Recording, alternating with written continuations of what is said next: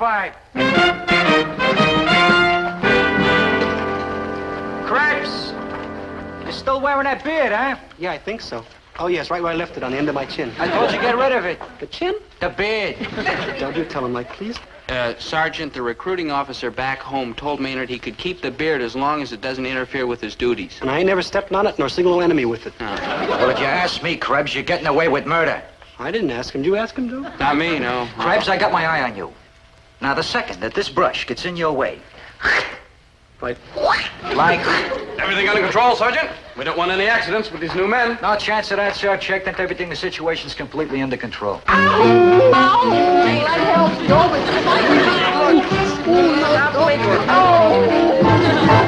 what's going on here? What's the matter with this man? Yeah, nothing, sir. He just got his beard caught in the bolt mechanism. Sergeant, see that he gets rid of that beat-up monstrosity. It's dangerous, unsightly, and a menace to health and safety. Yeah, I don't think much of it either. Here. The beard, not the weapon. I got you. Krebs, now I got you.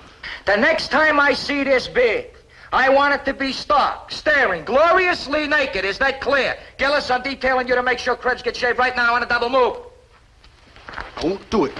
I'll run away. I'll go under the hill. Maynard, that's over the hill and quiet. You're getting shaved. I won't shave. Dobie, Dobie,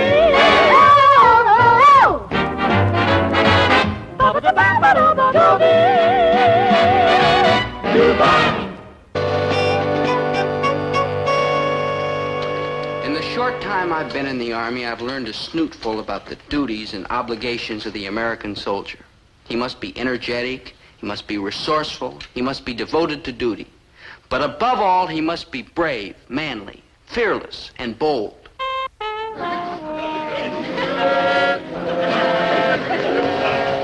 I've had this beard ever since I've been a little tiny baby. I want to keep it. You can keep it, Maynard. You can put it in a little bag and keep it under your pillow. Oh, no.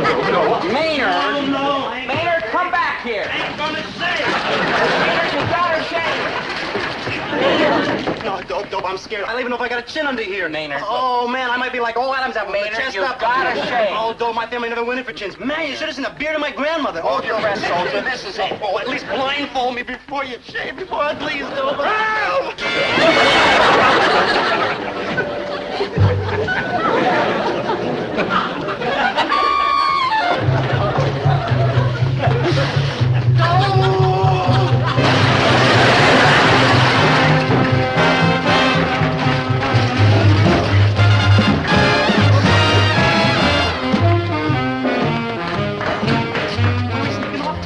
To get you life shaved before the Army finds you home away from home in the guardhouse. I gotta shave, huh, Dope? You gotta shave, yes, Maynard. Look, you're in the Army now. You've gotta knuckle under. You've gotta be one of the boys. With this beard, it's a cinch I ain't one of the girls. Look, Maynard, you're only... Gillis! Krebs! Where are you, you miserable clowns? I'm gonna kill you! Gillis! Gillis! I'm gonna kill you! Men, will you be seated, please? Yes, sir. Hey, Dobe, this is the Army. If you keep standing there with your mouth open, they'll come along and yank a couple of teeth. Dobe. You rang? Your friend would like you to sit down, soldier, and so would I. Forgive me, my angel in khaki is, sir. Next, we will take up the subject of the rights and privileges of the soldier.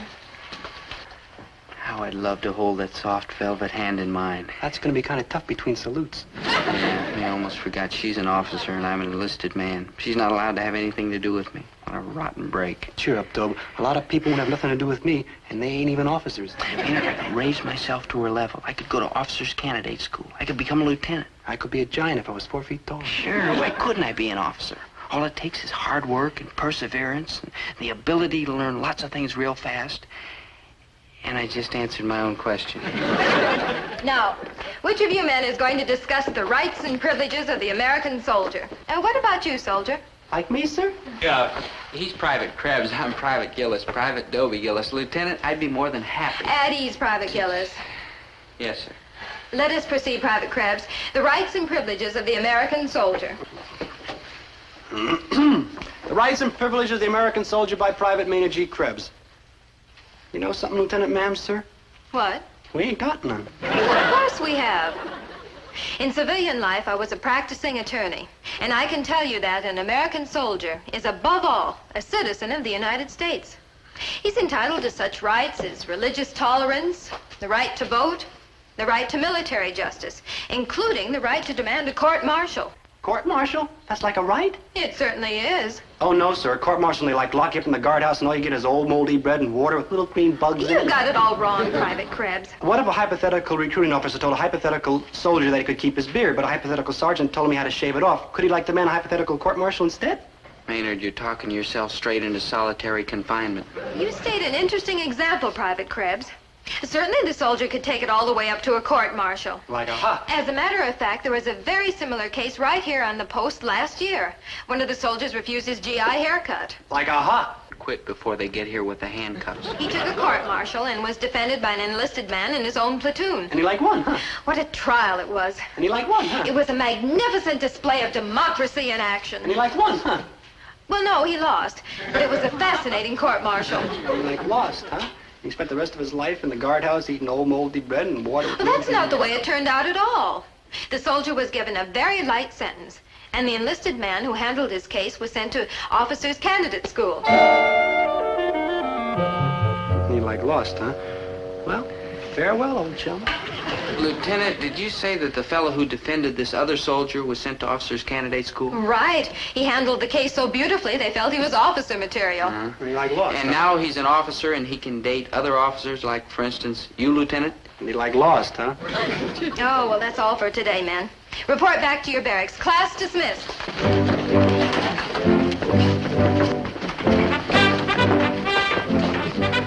Officers' Candidate School, Lieutenant Gillis. Lieutenant Portia Potter, I am Lieutenant Dobie Gillis, your equal. You and I will make Good such buddy. beautiful Good buddy. music. You were right all along about my beard. I'm gonna find a razor and naked Chinsville. Shave off your beard? Yeah, I'm getting tired of people coming up and trying to buy cough drops off me anyhow. Maynard, that's not a beard, it's a sacred principle. Well, I'm gonna lather up and goodbye, sacred principle. Maynard, you will touch that beard over my dead body. Show me one place in the Constitution where it says an American citizen cannot have a beard. Like, wait here. I'll go home and read the Constitution. You know what that beard is? It's constitutional. That's what it is. Good buddy, you're all brain. I mean, you're up there with Socrates, Pluto, and Mort Saul. Thank you, Maynard, but you haven't seen anything yet. Just wait till the court-martial. Court-martial? Uh-huh. Good Yeah. buddy, if a naked chin cat walks up to you and says like hello, it'll be like me. Maynard, sit down. You've got to trust me. We'll win this case. Like wheel? Right, the two of us together. Oh, dope, good buddy, you're all heart. I mean, locking yourself up in that old, damp, dark, scary old cell with your old buddy. No, Maynard, you don't understand. I'm not exactly going to the guardhouse with you. Oh, you're gonna bake me a cake with a file in it. No, I'm defending you in the court-martial. No offense, but I'd rather have a cake with a file in it. Oh, there you are, Krebs. Where? Didn't I order you to shave off that beard? Well, if anything happens, Private Krebs refuses to shave. Oh, you refuse, That's huh? constitutional rights. Look here, Krebs, I know how it is when a soldier's new in the army, and he's homesick and he's scared, but Don't that... try to crawl out of it, Sergeant. He's going to fight this thing right up to the White House. Krebs, all right, don't move. I'll be right back. Don't worry. He'll be right here. Don't worry about that. Ooh, he looked mad, Dope. I wonder where he's going. To get advice, probably. Didn't you see the look on his face when I mentioned the Constitution? Ah, Maynard, you've got him right where you want him. Stone walls are not a prison, mate. Nor iron bars a cage. Maynard, enough! Maynard, stop worrying. You've got the Army scared to death. And like vice versa. I can get 6 months in the guardhouse. 6 months is longer than a year. I'll be wearing a striped suit and a ball and a chain and breaking rocks and doing all kinds of prisoner-type work. Stone walls are not a prison, mate. Nor iron bars a cage. Maynard, enough! I'll handle this. All you've got to do is show him you know your rights. You've got absolutely nothing to be scared of. At ease. All right, where is he? Where is that prisoner? That's the man, Colonel. Yeah, that's Private the man Krebs. right there, sir. Private Krebs. Great Scott, Sergeant, you had no right to mistreat this prisoner. No, sir. Maynard always looks like that. Sergeant, make a note. Keep that man out of sight whenever we start a new recruiting program. Yes. Out of business. Soldier, I hear you refuse to shave off that beard. Who said He's so? the Who man, said sir. He's the man. Now look here, Dribs. Colonelship, it's Krebs. Private Maynard. Maynard, I'll answer the question. And who in blazes are you? Private Gillis, sir, in charge of this case. What? New regulations, sir. Enlisted men may serve as counsel for the accused. Now, Sergeant, let me see a list of the charges against this prisoner. Disgraceful. Direct disobedience. right. Do you realize you could get 6 months in the guardhouse for this? Calculated risk, sir. Yes, sir. I mean on bread and water. Moldy old bread and water with little green Maynard. bugs in it. And Cease and desist. Krebs, I should prosecute you to the limit. But I may go easy on you. Just looking at you, I can tell that you're a rather, shall we say, unusual type of soldier. It's American know-how, sir. Yes. Krebs, a legal officer from the Judge Advocate General's office, is coming here on his regular tour of inspection next week. Now, I don't want him to think that we on this post don't temper justice with mercy, especially in regard to new and, Unusual?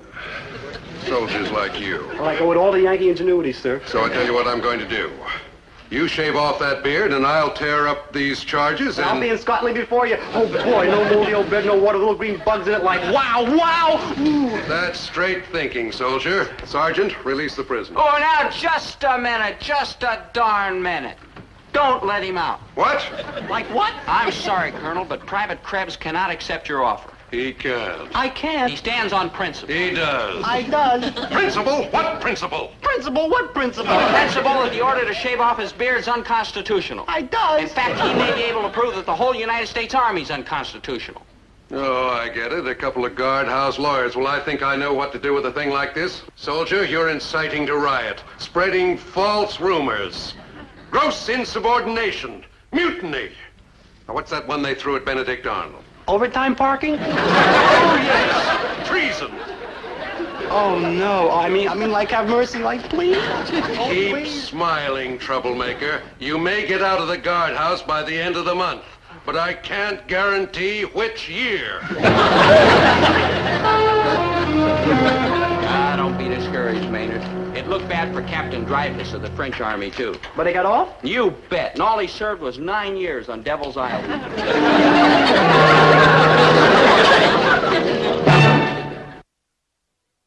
They say I got my eyes and chin from my father, and my nose and forehead from my mother. The one thing that I developed all by myself was my big, fat mouth. But I still had one hope. Lieutenant Portia Potter of the Military Justice Department. I hoped against hope that she'd come up with an idea. And she did. Plead insanity. It's a long shot, but Maynard might be just the one to pull it off. Not Maynard, you. How on earth did you ever get him into such a mess? Gosh, Lieutenant, you told us soldiers have rights. I know. It's my fault, too. Doggone it. If only that officer from the Judge Advocate General's office weren't coming. From the head legal office of the Army? Right. He'll be here for the court-martial. Hey, if I make a real smart defense of Maynard's beard, maybe he'll commission me right there on the spot, and I won't even have to go to OCS. We can start dating right away. Gillis, is that why you took on Maynard's case, so you could become an officer and take me out? Well, yes and no. Meaning what? Meaning yes, I would like to be an officer and take you out, and meaning no. Somehow, suddenly, it's gotten to be something much more important than just taking you out. Oh, well, thanks a lot. All of a sudden, I've come to realize that there's a principle involved here. A big principle. You said it yourself, Lieutenant. Soldiers have rights just like any other citizen. Life, liberty, and the pursuit of happiness. And for Maynard, happiness is a bunch of whiskers on the end of his chin. Well, Lieutenant, maybe I haven't got a chance of winning this thing, but I've got to fight just the same. Gillis, you're kind of a nut, but you're absolutely right. Gee, I hope so. I keep thinking of my poor buddy Maynard locked up in the guardhouse while I walk around free as a bird. Tomorrow I'll be home on a weekend pass, and Maynard, where will he be? Behind bars. So, what's the worst that can happen to him? Oh, he spends 3 months on KP, garbage detail, scrubbing the barracks like that. And how does Maynard spend his time when he is not being punished?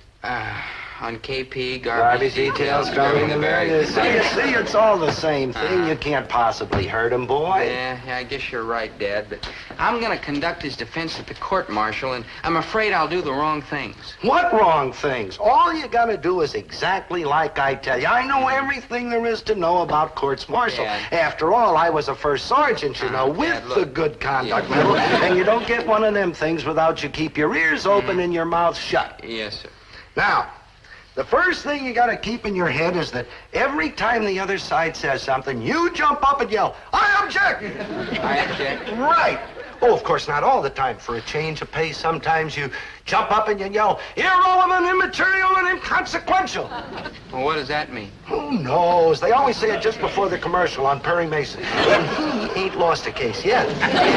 Maynard isn't just an ordinary prisoner. True. With him, I think maybe you better use the sympathetic approach. You know, big, gooey globs of sympathy. Your Honor, you can't send this boy to prison. You ask me why? I'll tell you why. Because he is not a criminal. He is the innocent victim of circumstances. You can't send him away. I don't know, Dad. Those Army officers are pretty strong-minded fellas. Oh, pish-posh. And remember one thing. Always keep a good grip on your suspenders. Well, we don't wear suspenders. I'll loan you a pair. It's psychology, son, psychology. A lawyer who's got a good grip on his suspenders has got a good grip on the case he's handling, see? I don't know if it'll work, Dad. What do you mean you don't know if it'll work? It worked for Lionel Barrymore. It'll work for you. You're better. I wouldn't want to hurt Maynard. Oh, don't worry, boy. You got everything going for you. The Gillis brain, the Gillis personality, the Gillis gift of gab, and best of all, Herbert T. Gillis in person. You, Dad? Oh, you bet, boy. I'm coming up to that camp and watch my silver-tongued boy save this poor, miserable, broken-down yard bird. Exhibit A for the prosecution. The beard of the defendant, Private Maynard G. Krebs. That beard is the cornerstone, in fact, the repulsive cornerstone, on which this case is built. I like object. You can't object. You're on trial. I like object to that, too. Order! And sit down. Proceed, Lieutenant. The prosecution will show, beyond all doubt, that this beard is aesthetically indefensible, militarily unfeasible, and architecturally unsound. In addition, we shall prove that the order to shave this beard was based on military necessity and does not violate constitutional right. Yeah, I object. Overruled. Sit down, Private Gillis. Private Krebs, take the witness stand. Did you or did you not, on the morning of April the 18th, enmesh, entangle, and otherwise ensnarl Exhibit A in the breech mechanism of your rifle, Exhibit B? Would you mind repeating the question and leaving out the part where you pull my beard? Answer the question, Krebs. Did you catch your beard in the breech mechanism? What's a breech mechanism? Sir,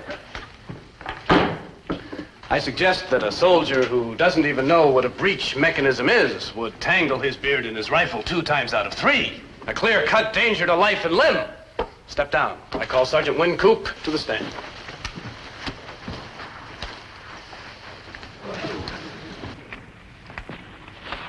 You are the defendant, Sergeant? I am. And did you order Private Krebs to shave, scrape off, or otherwise remove this beard from his face? I did. Describe in your own words what happened. He didn't. Did you warn him of the possible results of such an attitude? I did. Then what did he say about shaving off the beard? He wouldn't. Would you tell the court what language you used to him when he disobeyed you? I dashed. Sir, the prosecution rests. Private Gillis, is the defense ready? Yes, sir, we are. Proceed. Your Honor. Hey, don't let him shoot me before lunch. I was too scared to eat breakfast. Cut that out. Did you practice with that rifle I smuggled into the guardhouse? Like all night. Yeah, how many times did you tangle your beard in it? Like not once. Great, you're practically a free man. Oh, boy, I'll see you like later.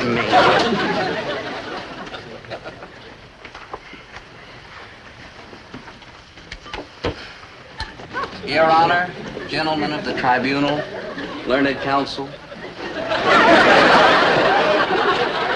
Don't send this boy to prison. Why, you ask? Why? I'll tell you why. Because I shall prove that the order to shave off his beard was not a military necessity. Objection! The witness admits he caught his beard in the breech mechanism. Ah, yes. But I shall prove that it was a 1 chance in a million accident. That it would never and will never happen again. Private Krebs, prepare to simulate fire. Now, gentlemen, you will observe how efficiently and safely Private Krebs handles his rifle.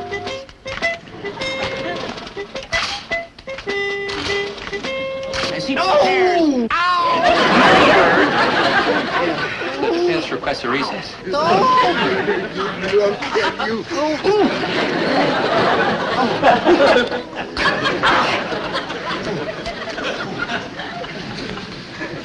Some client. Your Honor, it is obvious that the actions of the defendant have made my closing argument unnecessary. Furthermore, his disobedience to a direct order calls for the full penalty allowed by law. The prosecution rests. Private Gillis, is the defense prepared to offer its closing arguments? We are, Your Honor. Gentlemen of the tribunal, learned counsel, may it please the court, my final plea is not for Maynard G. Krebs. No, because Maynard G. Krebs is not on trial here today. No offense, though, but I am. Maynard, quiet. Maynard. No, gentlemen. One little soldier, innocent or guilty, it is nothing. But one beard vindicated everything. That's right. That's what's on trial today. The beard of Maynard G. Krebs and the beards of all freedom-loving men from time immemorial. Yes, gentlemen, a sky full of bearded warriors looks down on this court. If you convict Maynard G. Krebs, you are also convicting such men as General Robert E. Lee, General Ulysses S. Grant, General Stonewall Jackson, General William Tecumseh Sherman. These men were free, untrammeled spirits. What mattered was their fighting hearts, not what grew on their chins. If they chose to express themselves by wearing beards, who are we to say they had no such right? Shall I speak now of more great bearded men? Very well. Private Krebs, show us the next picture. The pictures of such men. Ow, ow, ow! Maynard! Ow, ow, ow, ow, Dobie's got me, Dobe. Oh, no.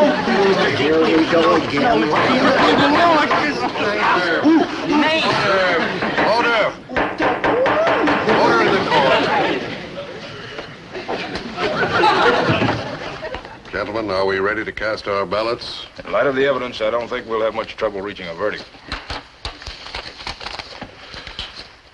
Decision is unanimous. I feel sorry for poor Krebs. He's a pathetic case. We have no choice. Sir, I've just been informed that the officer from the Judge Advocate General's office has arrived on the post. Splendid. He's just in time to see justice done. Order. Order in the court. The defendant will rise on the charge of direct disobedience. Specification that Private Maynard G. Krebs did willfully grow and refuse to shave off his beard. Sir, Colonel Overholt from the Judge Advocate General's office. The proceedings of the court, gentlemen. Please continue. That Private Maynard G. Krebs did willfully grow and refuse to shave off his beard, which is considered unsoldierly, unsightly, and unsanitary. The verdict is...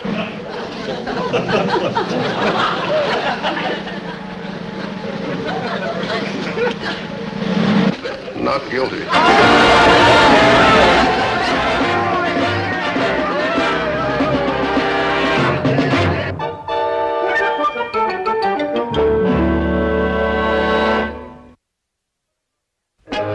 I got absolutely no offers to go to officers' candidate school.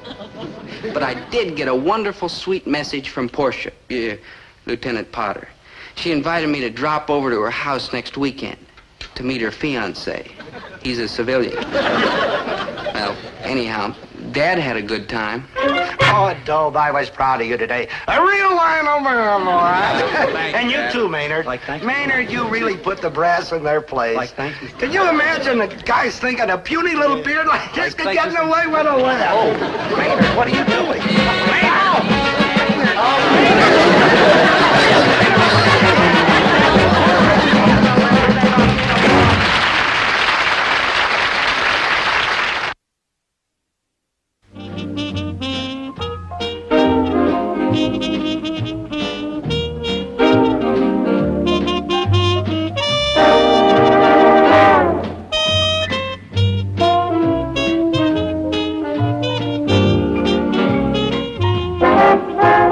Dobie a gal who's dreamy, Dobie.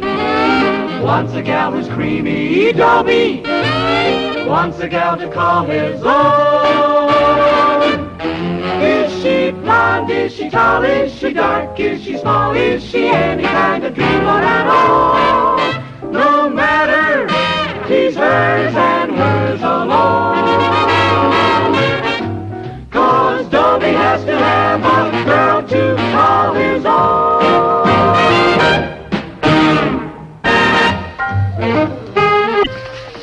Ah, my dear, you dance like a feather, like a sea breeze, like a wood nymph.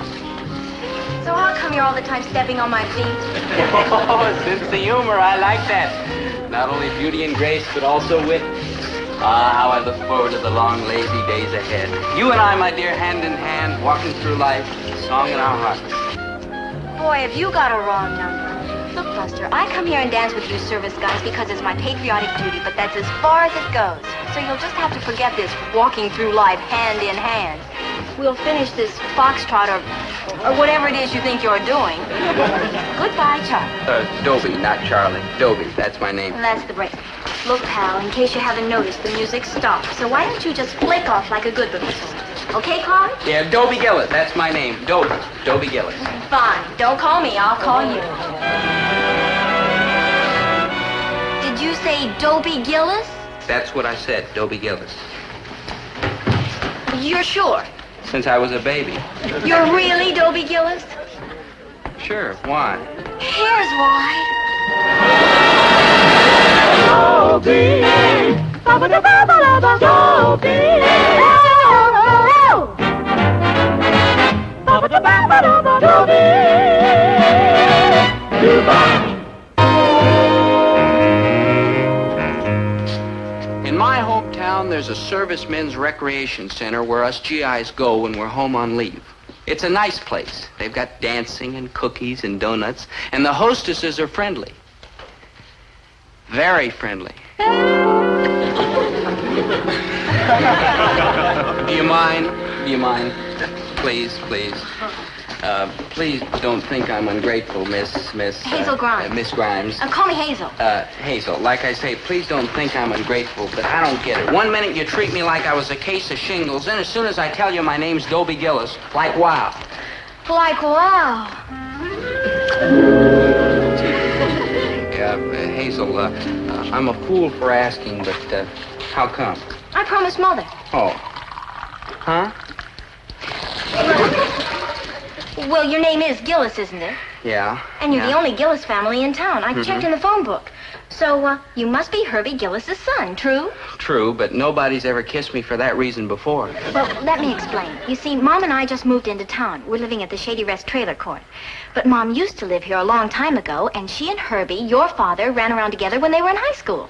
Your mom and my dad? Mm-hmm. And she told me to give your father a big kiss hello from Bubbles if I ever ran into him. Bubbles?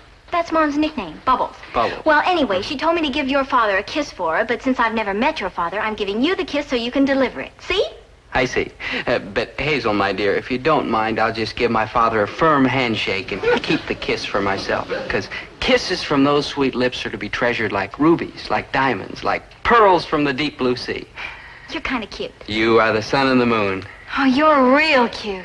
Come, my sweet. Let me take you to a funny little place I know where they serve pancakes till the wee hours. Well, I'd love it, but haven't you noticed everybody else has gone home? Don't you soldiers have some sort of rules about curfew or something? Rules, my dear, are made to be broken. Now that I've found you at last, do you imagine that there's a power on earth strong enough to keep us apart? Does that answer your question? What are you doing to my baby? Madam, I am delivering him safe and sound to the bosom of his family, instead of throwing him into the clink for violating curfew, which I have every right to do. Call me sentimental, if you will. But if I were a married man, which heaven forfend, I might have a son this old.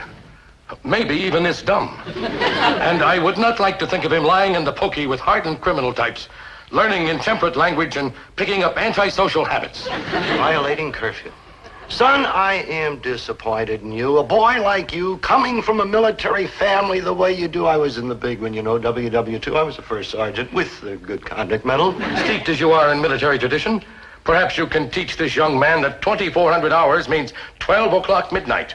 At which time he's supposed to be off the streets and tucked into his little trundle bed. Sure, Sarge. And thanks for bringing him home. Forget it. Thanks, Sarge. Just another service of your friendly military police. Good night, Sarge. Good night, ma'am. Good night, you wayward boy. Such a nice man. What a shame he isn't married. Yeah, the poor devil. No family, no responsibility, no nagging, no bills piling up. Kind of gets you right here. Never mind the now, Herbert. So how about a few now Dobies? Now, Dobie, what do you mean by breaking curfew? You know what a stupid question that is. What's her name? Oh, she's a wonderful girl, Dad. You probably know the family. Her mother went to school with you. Oh, no kidding? What's her name? Hazel. And she comes right up to here on me. She's a doll, Dad. I don't mean the daughter, the mother. Oh, Herbert, you're cute. Oh, it was kind of a funny name. Oh, yeah, I remember. Bubbles. Oh, Bubble. She must mean some other Herbert T. Gillis. I don't remember anybody named Bubbles. Well, I better get to bed. I got a big day's work tomorrow. Herbert, think hard, Herbert. Bubbles. Surely that sweet, lovely, innocent name means something to you. No, I used to know a girl named Frida. Used to whistle Swanee River through her teeth and eat saltwater taffy at the same time as Bubbles. No, well, I better get to bed. Herbert? That name Bubbles surely means something to me. Bubbles Corrigan? Nope, doesn't ring a bell. You don't recognize the name that was famous all over town along with the name of Herbert T. Gillis? Nope. Well, I guess The Bubbles Corrigan who was caught spooning with a certain gay young blade in a rumble seat outside of the senior dance, and the principal turned on the sprinklers?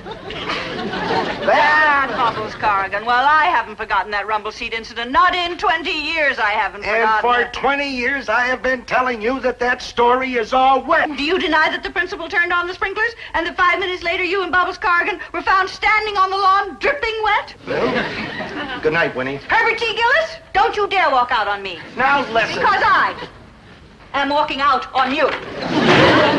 Son, you believe me, don't you? Well... Look, this whole thing is a terrible mistake. I was standing on the lawn when the principal turned on the sprinklers, so naturally... She must be going through the house twice. We ain't got that many doors.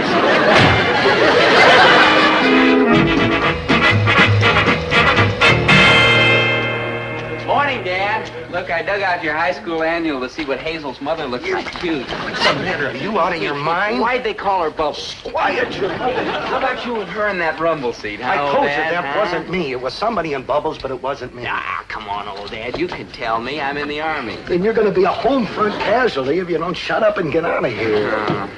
And forget all this stuff about Bubbles, will you? I gotta go meet Hazel, but you can tell me later, old Dad. I tell you, I'll drill a hole in your head and pour it in. Oh, you see.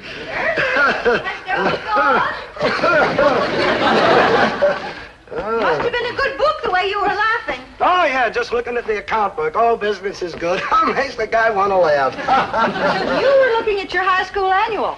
I was? Say, how about that? Oh, yes, I was looking at that, too, yeah. I was looking at our old basketball pictures. Boy, were we funny looking. You know, I saw a very interesting thing on one of those detective shows on television. You put a book down like this, and you let it go, and it drops open right to the page where it's just been opened. Oh, Winnie, they dream up a lot of junk on those detective shows. Like here, to Bubbles Corrigan's page. It's like I said, they dream up a lot of junk on those detective stories. Helen Corrigan, the Bubbles, most popular girl. Yeah, it seems to me she did win that year. Well, I got a lot of work. Where did they take this popularity poll? In Lover's Lane? Now, Winnie, don't get jealous. Don't you tell me what to do.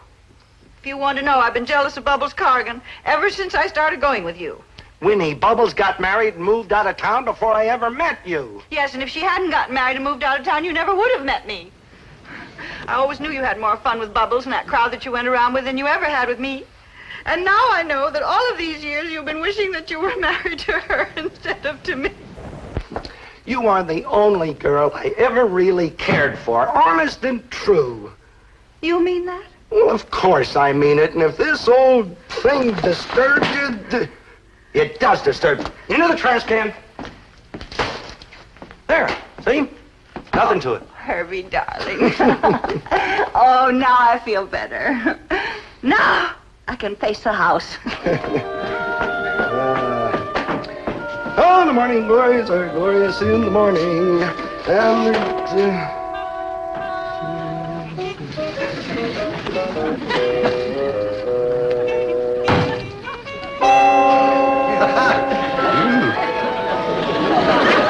Like hiking, buddy. Hi, Maynard.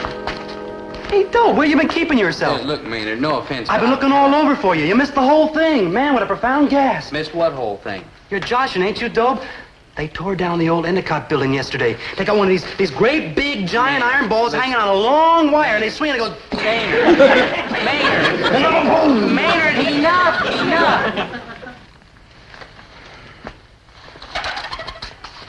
Maynard, as I was saying...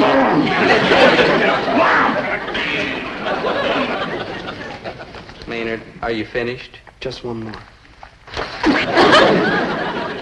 Is that it? That's it, good buddy. Of course, the old Endicott building's just a heap of rubble now. Mm-hmm. Man, what an age we live in. In the morning, there was the Endicott building, a magnificent skyscraper, 3 stories tall, and 12 hours later, nothing. And you missed it all. Maynard, there's something you have to understand. People are different. You, for example, like to see buildings torn down. Me, on the other hand, I like girls. You'd be better off watching buildings torn down. Yeah, you wouldn't say that if you knew Hazel. This time it's different. Yeah, I know, Dope. I know that's what you say every time. All right, so I haven't been lucky with girls in the past, but this time it is different. Why? Because I'm different. How? Because for the first time in your miserable life, you got some money in your pocket, thanks to the United States Army. Maynard, are you suggesting that Hazel's after me for my money? Hi, Dobie, dear. Hello, Hazel, my lamb. I am Maynard G. Krebs, and I would like to ask you a question. How much is the enlisted man's pay scale in the United States Army? Maynard, look. $83.20 for privates, $85.80 for PFCs, $99.37 for corporals, and $122.30 to $175.81 for the first 3 grades. And how much is the quarters and rations allotment for married personnel? Maynard. $51.30 plus free medical and dental expenses, plus PX privileges. You're a witness. Maynard, you've got a very suspicious mind. I'm ashamed of you. Funny you were talking about allotments for married men. I was just thinking of the same thing myself. Oh, allotments? Married, silly. I like rest my case. Wouldn't it be wonderful to come home after a hard day of marching and drilling and find someone waiting for you? Somebody like you? Someone exactly like me. Gee, it'd be wonderful. There's like a problem. What's that? They don't allow girls in the barracks. Never mind. Sweetie, I have a wonderful idea. Huh? Let's you and I go look at furniture. I know this store that has some of the cutest stuff. All right, my angel. Oh, and Dobie, wait till you see 5 whole rooms of furniture for just practically nothing down. 5 whole rooms? Didn't you say that you and your mother lived in a trailer? Huh? Sure must be a big son of a gun. Maynard, you're destroying a beautiful romance. Come, dear. Yes, my sweet.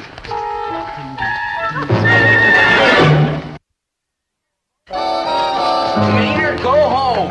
Hey, what's this all about? He's been following us around all day. It's disgraceful. They've been looking at furniture. That's like disgraceful. Looking at furniture. Dobie, dear, aren't you going to introduce me to these nice people? Oh, sure, Hazel. Mom. Nobody needs to introduce me to you, Mr. Gillis, because you're just as cute as Mom said you were. Hazel, I want you to meet my mom. How do you do, Hazel? Hello. Mom's all the time talking about the wonderful times you and she had together. She must have a million stories. Oh? The kicks the 2 of you must have had. Oh. My mom said when you were in high school, you were a dancing fool. Oh. Well, I better get home and get myself prettied up for our date tonight, Dobie love. We're going dancing on the Peabody roof. Don't let them go there, Mrs. G. That's close to City Hall where they dish out their marriage licenses. Oh, goodbye, Mr. Gillis. So nice to have met you. That was from Mom. Bye, Mrs. Gillis. Ta-ta, Dobie love. See you at 7. Farewell, my lovely. I shall count the seconds until that glorious hour. Arrivederci, my sweet.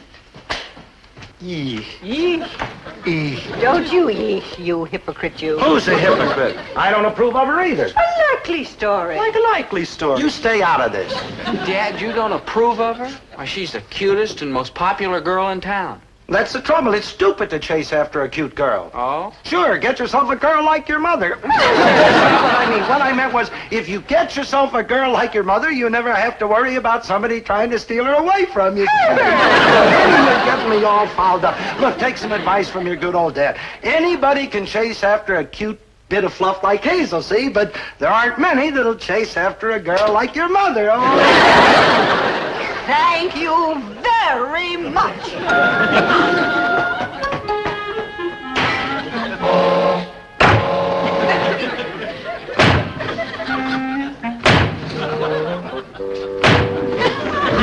She must have had a whole new slew of doors put in the house. That's what she must have.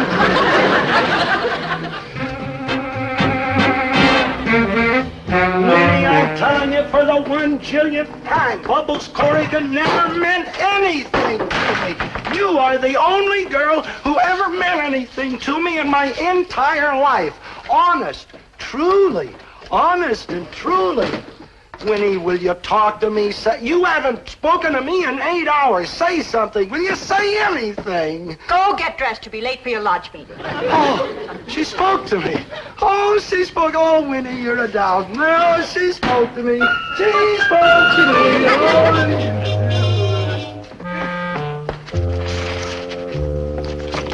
We're closed. We're closed. Oh.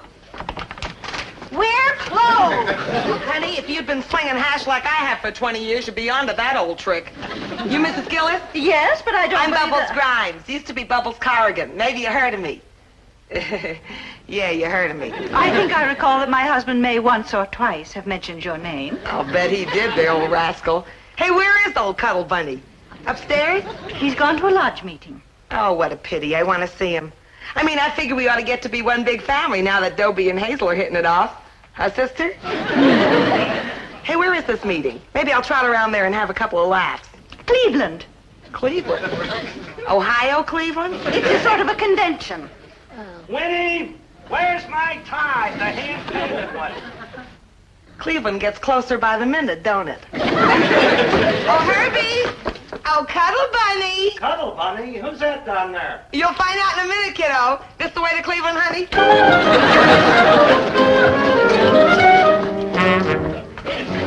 Herbert, you remember Mrs. Grimes. He may not remember Mrs. Grimes, but I'll bet he sure remembers little Bubbles Corrigan. Herbie, baby, how are you? Yeah, I heard you were back in town. Yeah, back to stay this time. Here, let me look at you. You look wonderful. Yeah, well, you look pretty good yourself. Flattery will get you nowhere. I know how I look, but you haven't aged a day. Oh, come on. No, I mean it. Well, I got to admit that the old belly is still flat as a board. Herb always had the flattest stomach in high school. How nice. Yeah, and the biggest chest, too, in my weight class. That is light heavy ones. Lovely chest. I can't believe it. You look like a boy. Oh, I guess I've been lucky and like the crockery. All mine, nothing store-bought. Lovely. Of course, the hair's backed up a little bit. Oh, I think it's very distinguished. You know what they say, grass doesn't grow on a busy street. Yeah, well, I'll admit the old bean has had a lot of use. Herbert, you have a lodge meeting tonight, remember? And you know how you look forward to your lodge meetings. Oh, you don't have to tell me how Herbie loves his meetings. Sociable Herbie, they used to call him. Why, he never missed a meeting, a picnic, a clam bake, a dance. Dance. Herbie, you remember the kangaroo hop? Oh, sure. Shall we? Well, it's been years. Oh, you're not going to tell me that Lightfoot Herbie ever forgot a dance. I doing the kangaroo hop, da-da-da. We're going to dance till we drop. Hippity, hippity, hippity, hippity, hop, hop, hop. Hop, hop. Hoppity, hoppity, hoppity, hoppity, bump, bump, bump. Bump, bump. Oh, doing the kangaroo jump, da-da-da. Da-da-da-da-da-da. Hippity, hippity, hippity, hippity, hop, hop, hop. Hop, hop. Hoppity, hoppity, hoppity, hoppity, bump. Bump, bump. Bump, bump. Oh, doing the kangaroo jump, da-da-da-da. Herbert, if we don't eat right away, you'll be late for your meeting. Oh, who wants to go to an old lodge meeting? A bunch of bisons bellowing and snorting. I can go down there anyway. Look, why don't we all just sit down and have a nice long talk about old times? I got a better idea. Why don't you sit down and join us for supper? Oh, well, I don't want to put you to any trouble. Oh, trouble? Winnie can push a meal together in jig time. Well, I wouldn't dream of... Oh, Winnie loves to cook, don't you, Winnie? Why, Winnie's never happier than when she's out there in the kitchen sweating over that hot stove and whipping up some sort of a gourmet's delight like pot roast or breaded tripe or something like that. Right, Winnie? Right. Lightfoot Herbie.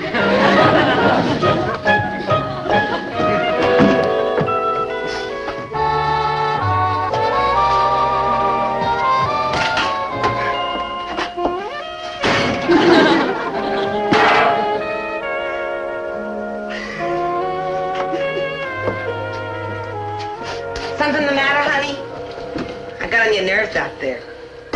Sure, that's it. I always do. No, I'm fine. Oh, sure, you got them red eyes from watching television. What is it? What's a woman as lucky as you got to cry about? Me? Lucky? Well, you got a nice home here, a good kid, a swell husband. What more could a woman want? I sure wish I had something like that. You seem to be having a pretty big time tonight. Well, I just better, because that's all I've got. Hand the fellas a few laughs, keep it light, keep it breezy. I mean, I'm no threat to you. Herbie's your man. Nothing's ever going to change that. Certainly not anything like me. You don't mean that. It's the story of my life. Bubbles. Good for a few laughs, but for the long haul, I don't believe it. Men like you. And not for long. Even Grimes, that's Hazel's father, walked out on us a long time ago. So, I've been taking jobs all over the country and trying to raise Hazel ever since. Looks like I'm making an awful mess of that, too. Well, she seems to be a very popular girl. So was I at her age. And look what happened. Oh, dear, you do need a home, don't you? Fat chance I've got. Well, why not? You're attractive. Perhaps, dear, if you don't mind my saying so, if you were a little bit quieter and maybe, forgive me, you dressed a little more conservatively. Thanks for trying, Winnie. But it's too late. A lot too late. Oh, it's never too late. You stick with me. We'll think of something. Thanks, honey. Oh, listen, there's something I want to get straight with you. You know that story about Herbie and me being caught in the back of the car the night the principal turned the sprinklers on? Well, that wasn't Herbie. That was me and another fella. Oh, that's all right, Bubbles. You don't have to try to cheer me up. No, I mean it. It's the truth. I had a date with Gus Bonder that night. And he played football, see? And if they caught him breaking training, they'd throw him off the team. So he ran like a bunny. But Herbie was in that rumble seat. You know why Herbie was in that car? It was past his bedtime. So about 11 o'clock, he sneaked out of the dance, climbed into the car, and went to sleep. No. Yes. And that's when the principal turned the sprinklers on. Oh, no. It was the funniest thing.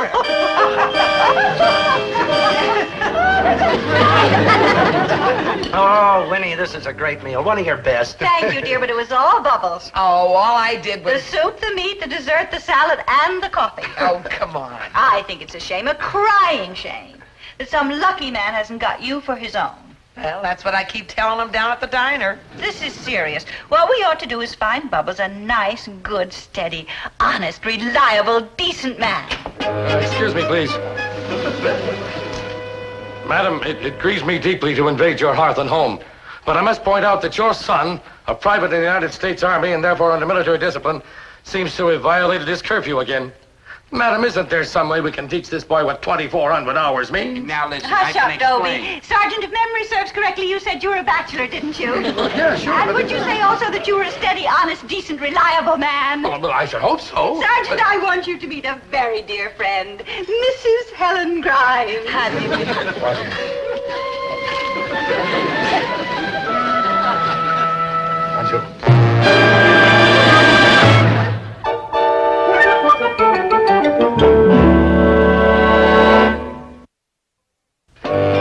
Over there's the high school where Maynard and I spent a lot of happy years. I set like the record. Yeah, sure is a pretty building, all right. Yeah, you ought to see the inside, especially the principal's office. That's where I spent most of my time. Maynard. I was in there more time than any other kid in the whole history of the school. The principal said he was going to charge me rent. Maynard. I even used to have my meals sent in. Like, Hattie's cribs? Right. Yeah, it sure is a nice little town you boys live in. Sure was a break for me to get stationed here. Hello, boys. Good morning, Quentin. Good morning, Helen. I hope I haven't kept you waiting. Oh, waiting for such a charming lady is a pleasure indeed. Well, good day, gentlemen. Oh, and Dobie. Would you try to remember that 2,400 hours is like 12 midnight? Oh, sure, Sarge. My dear.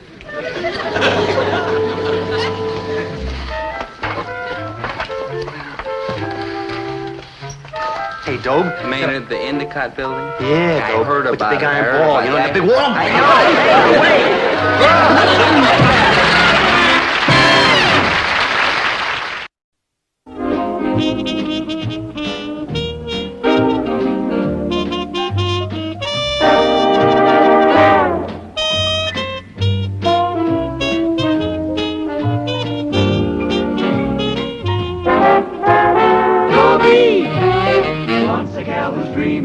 Dobie wants a gal who's creamy. Dobie wants a gal to call his own.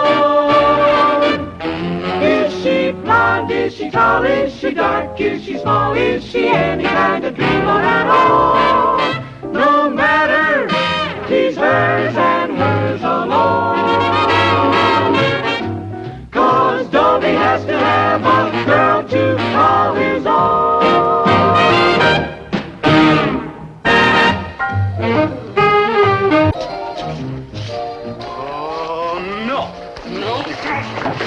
No, good. Please don't make me go in there. I'll be like miserable. Maynard, you'll have fun.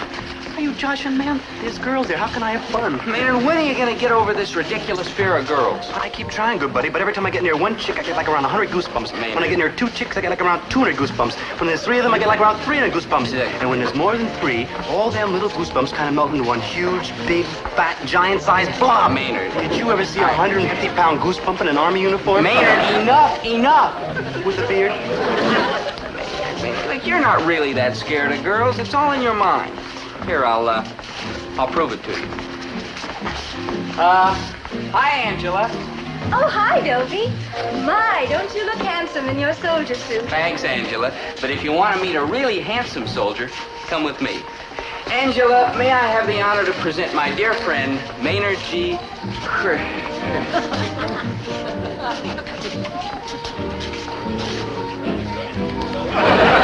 Dobie!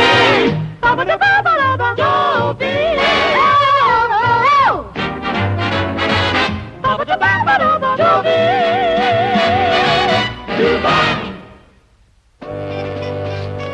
When my friend Maynard G. Krebs was little, he was afraid of little girls.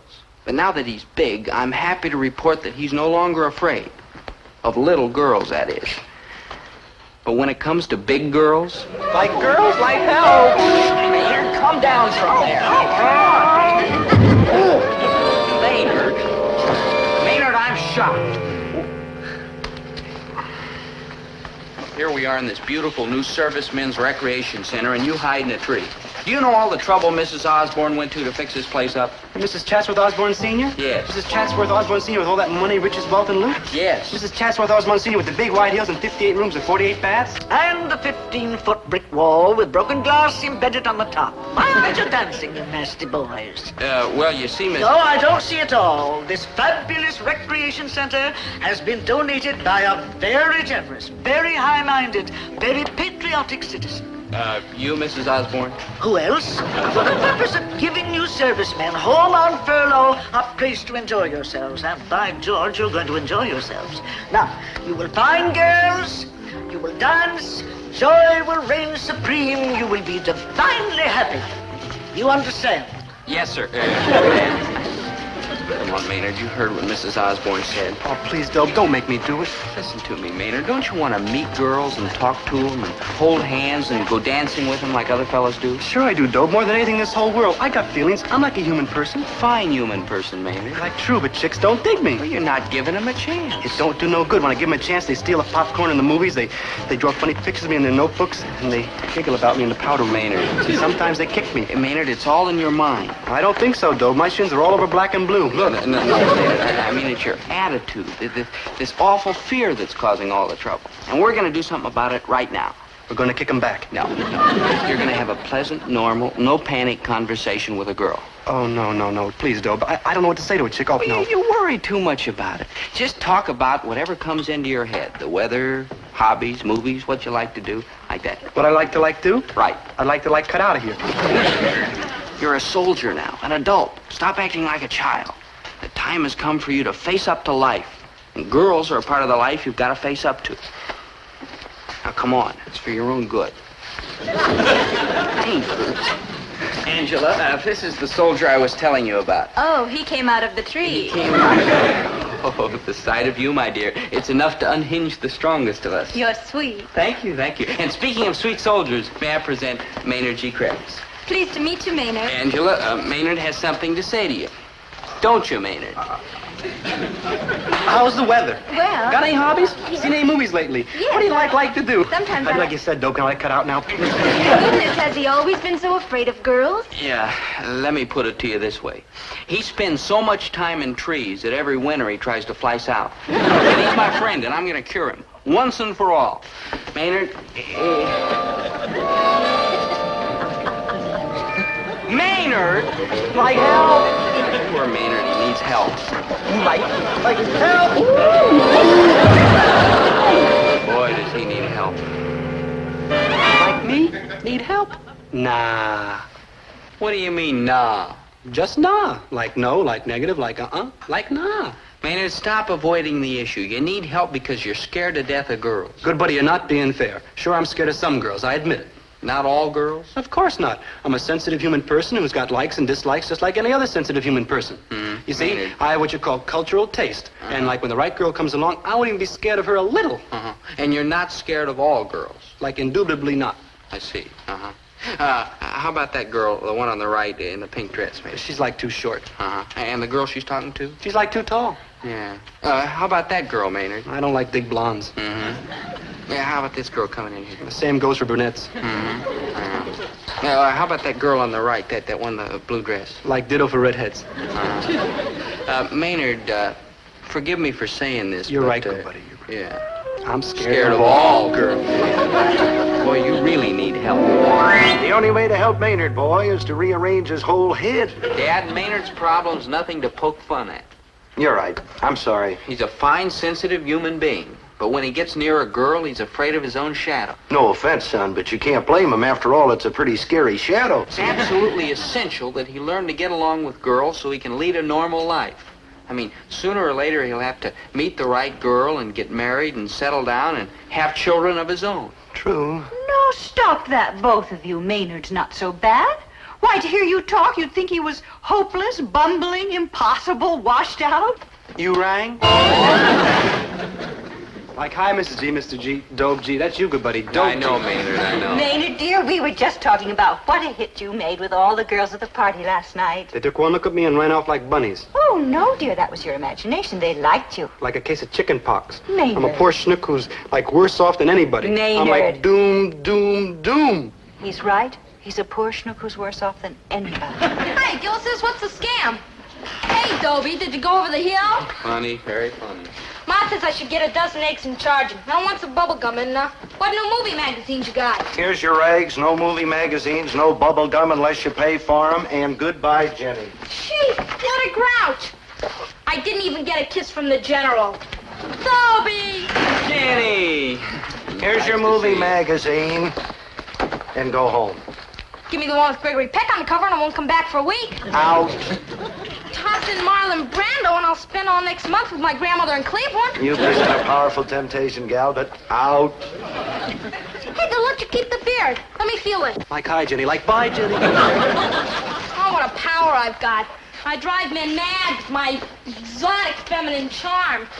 Hey, give me Marilyn Monroe.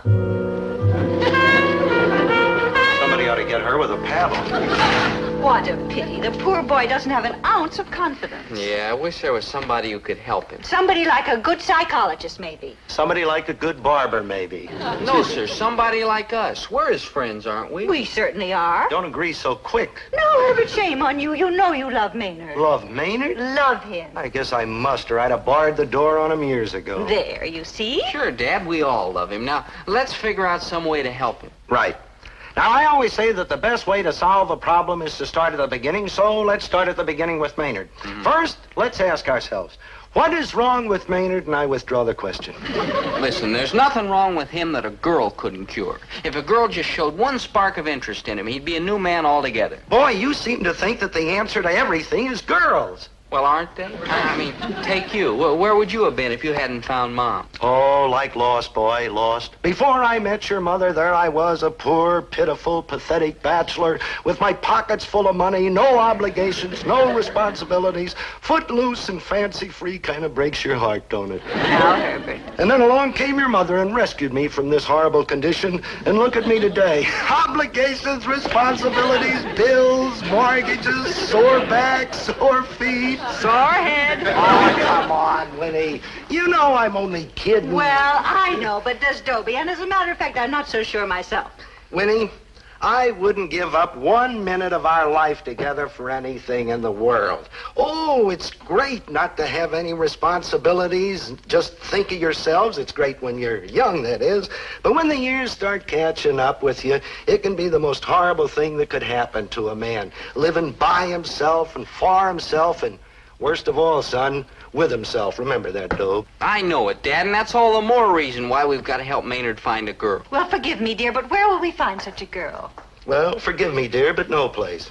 Unless, of course, you bribe them or beat them over the head with a blunt instrument, and you can't go around beating girls over the Hey, why not? Oh, I don't mean beat them over the head. I mean bribe them. You know, con a couple of girls into making a play for Maynard. And I know one we can bribe with a couple of sticks of bubble gum and a picture of Gregory Peck. Why, we couldn't do a thing like that. Sure we could.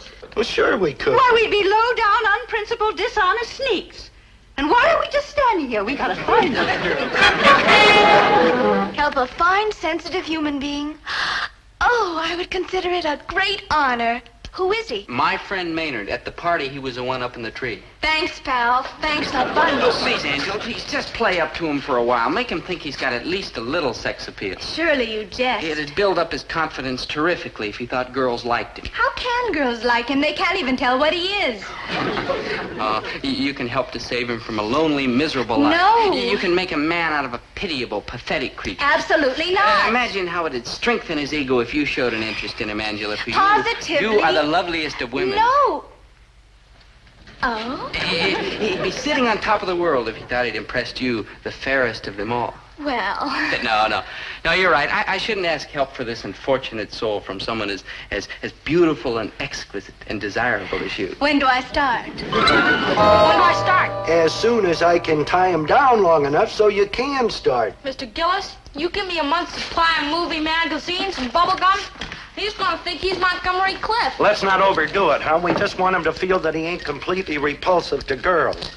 Throw in a month's supply of ice cream and it'll be bye-bye Cary Grant, hi-ho Maynard. Maybe I should have gotten an older girl. Don't worry your little pointed head, Mr. Gillis. I'm extremely mature for my age. My mother's psychiatrist says so. Let's put it this way. You're the best I could do for bubble gum and a movie magazine. You never regret this high-level decision, Mr. Gillis. I mean, when it comes to getting crushes, I get them in big gobs. Man, I was gone on Tony Perkins for a rootin' tootin' 6 months. Wowee. For Rock Hudson, I was off my rocker for a year and a half. After all that, how you gonna settle for a couple of hours with Maynard G. Krebs? I'll keep my eyes shut. Yeah, I'll keep my fingers crossed. Oh, who knows? Maybe it's the best thing that could happen to the beard that walks. I may be young, but I got a heart that's lousy with love.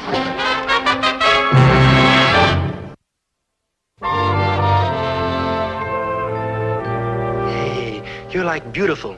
You're like the most beautifulest thing I ever saw. Oh, I like dig dogs, little dog, and they dig me better than chicks do. I mean, I'm gonna spend my whole life with dogs and cats and animals and birds, because me and chicks, we just don't hit it off. I wish we did, because I'd like to get me a girl like everybody else and be an ordinary human fella. But girls take one look at me and all they say is, Hello there. like, bye. Oh, yes. You're a friend of Dobie. Dobie who? Dobie Gillis. Dobie Gillis who? At the party last night. I noticed you right away. Oh, how I noticed you. Say, Dollface, did anyone ever call you cute? Me? Well, you're so different, so unusual. That they've called me. You don't already go steady with some lucky girl, do you? I'll scratch her eyes out. Me go steady? I have trouble getting a girl across the street with me. Oh, you must be kidding. You're a very attractive man. That beard, those eyebrows. It's fascinating the way they go up and down. Oh, it's magic. No, it's a twitch. Fascinating. I get it when I'm jumpy. Divine. When I'm like real jumpy, my left kneecap rattles. Oh, I never met a man like you, so fascinating and mysterious. You get that message from twitching eyebrows? A woman has an instinct for these things. My name is Angela Crittenden. Would you like my phone number? My name is Maynard G. Krebs, and like, no thanks, I already got a phone number. Aren't you adorable? Oh, yes. Well, here's my number. Now be sure to call me real soon. Me? Oh, you are nervous, aren't you? Is my left kneecap rattling? No, you just ate my phone number. Thanks, it was like delicious. Really? Mm-hmm. Here. Now call me. No, here. Now call me, you hear? Me? Oh, I insist. I could look at those eyebrows forever. Twitch them again, would you? Oh. Just once, please. Oh. For Angela. Please. Pretty please. Oh, very well. Once more. Oh, I better go. That's all a girl can take in one day. Bye-bye. Fascinating eyebrows.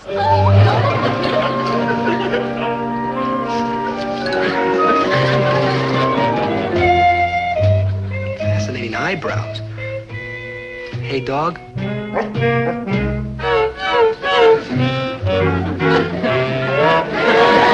Pretty good, huh? I mean, Maynard's self-confidence was increasing by leaps and bounds, but he still had a large leap and a big bound to go. Lover, come back. You're the wildest thing I've laid eyes on since I gave up Marlon Brando. What are you, some kind of a nut? Only over you, Dreamboat. Where's Mr. Gillis? Out on an errand. I'm keeping an eye on the store. I go. I'm also keeping an eye on you. Like, Cool cat, has anybody ever told you you're cute? Until today, I was funny looking. You're adorable. That's what they keep telling me every hour on the hour. You've got that certain fascination, know what I mean? You're too much. You wouldn't kid me, would you, kid? I'm wig for you, baby. You sure you ain't mixing me up with some kind of rich millionaire or millionaire or movie star or Oriental prince or like that? Nope. I know you are Maynard G. Krebs, soldier, hip character, and all man. Then it must be true. It's these eyebrows. You got an itch or something, lover boy? Kind of gets you, don't it? Sure does, right here. That's all you're gonna get today, because it's like awful rich and a person can't take too much in one helping. Oh, baby. Beat it, huh, kid? I got no time for you now. Now, hold on, Waldo. Give me a ring in a couple of years, and maybe I'll give you a tumble then. Like, get the away, child. Go, small girl. It's like very unhelpful to stand there eating your heart out. Holy moly.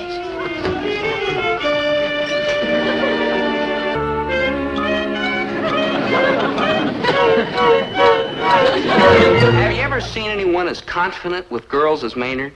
Everything about him just oozed assurance. His eyes, his smile, his manner. And if you peeked under his beard, I bet his chin looked confident, too. But the acid test was still ahead. He behaved fine when the girls were rigged. But what would happen when he ran into girls who weren't coached to treat him like he was Elvis Presley? That's what I had to find out. I had to get him to another dance at the Servicemen's Recreation Center. But I just couldn't go up and ask him. I had to kind of trick him into it. Subtle like. Very, very subtle. Hey, Doe. Oh, hi, Maynard. Hi. Well, what do you feel like doing tonight, Maynard? I don't know, Doe, but what do you feel like doing? I don't know, Maynard. What do you feel like doing? I don't know, Doe. What do you feel like doing? I don't know, Maynard. What do you feel like doing? I don't know, Doe. Hey, I just thought of something. Do you feel like going down to Pete's Pancake Palace and watching the guy in the window flip pancakes? I don't care, Doe. Do you feel like it? Sure. Okay. Or would you rather go down to the railroad yards and watch him fill the coal cars? I don't care, Doe. Do you feel like it? Sure. Okay. Or would you rather go down to the stockyards and watch him dip some sheep? I don't care, Doe. Whatever you feel like. Oh, I don't care, Maynard. Whatever you feel like. I don't care, Doe. Whatever you feel like. Okay. Oh, hey, I just got another idea. Do you feel like... Doe, if it's all the same to you, I'd like to go to the dance at the Servicemen's Recreation Center.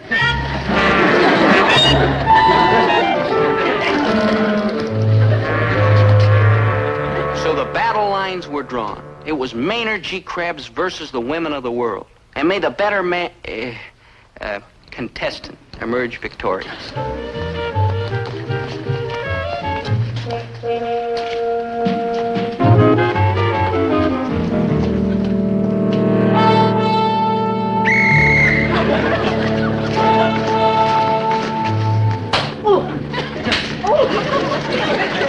You nasty children! Don't you know you're here to enjoy yourselves? Now go on, let revelry continue unabated. Dance, you pigs, dance! Remember, Maynard, that There's nothing to be afraid of, and I'm here with you. You're all heart, sir. You gotta expect you'll be a little bashful at first. Just take it easy. Like right. Hey, where you been all my life, baby? Maynard! Hey, these eyebrows really get you, huh, Dollface? Like it's buttering hot, huh? Maynard! Oh, you're next, lamb chop. Maynard, what are you doing? Let me go or I'll scream! Well, that's what these eyebrows affect them. They like scream with like the like. Oh, don't be jealous, Dope. I'll give it back to you as soon as I'm through. Stop it, I say. Mrs. Chatsworth Osborne Sr. is here. No offense, Mrs. Osborne, honey, but you have to find your own fella. I'm spoken for. Well, I never. Well, I never did either, but that's the way the cookie crumbles. Now, if you excuse me, I got some girls waiting. One moment. Oh, very well. One moment, but only one. One dance to bring the roses back to those faded cheeks. Come, my old tiger, while still there is time.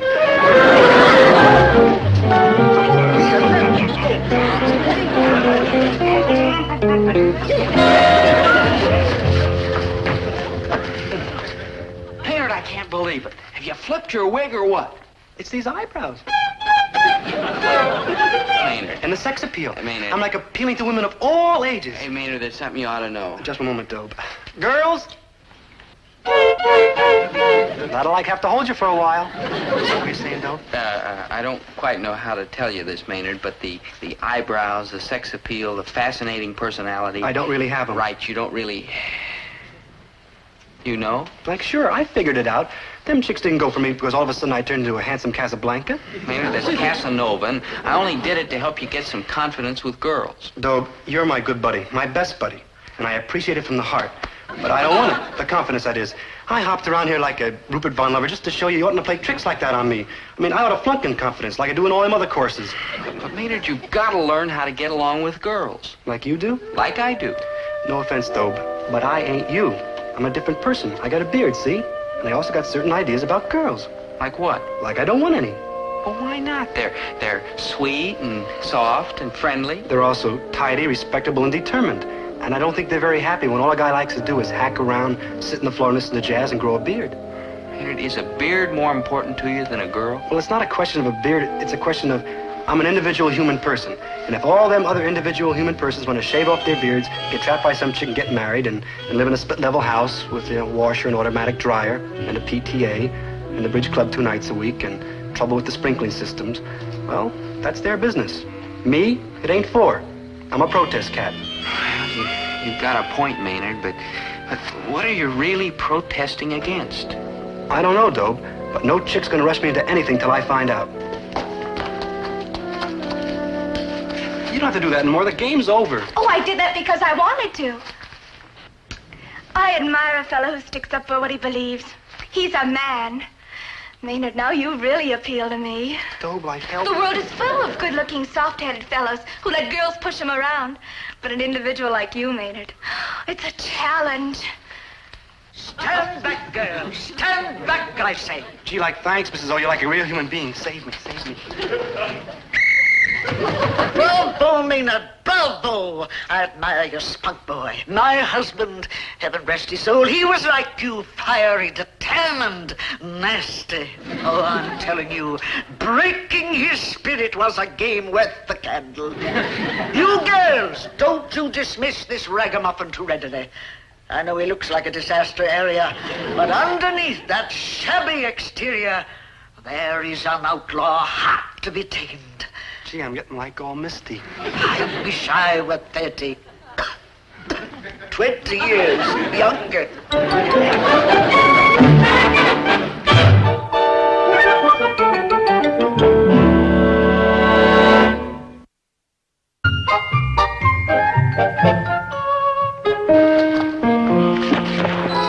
We better hurry, Maynard. The bus for camp leaves in 20 minutes.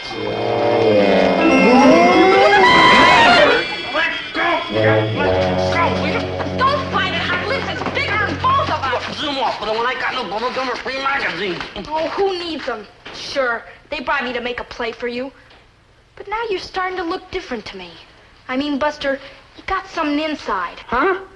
In a couple of years, when I fill out and turn into a voluptuous, fascinating woman, you better call me, see? Me? You mad, mad, mad, impetuous fool.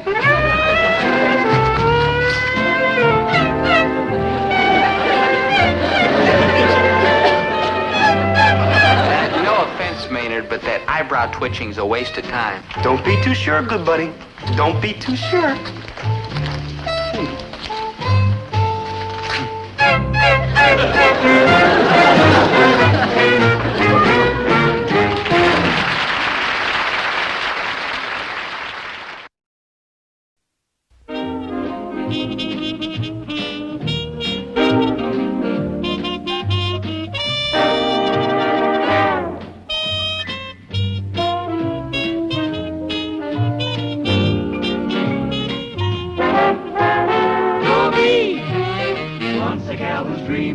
Dobie.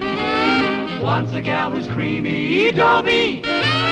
Once a gal to call his own.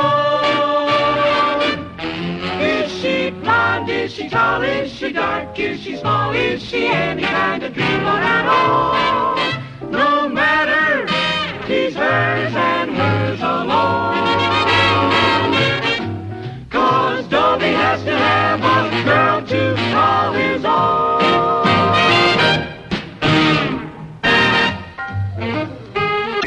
As you fellows may know, I've been writing a play, after duty hours, of course.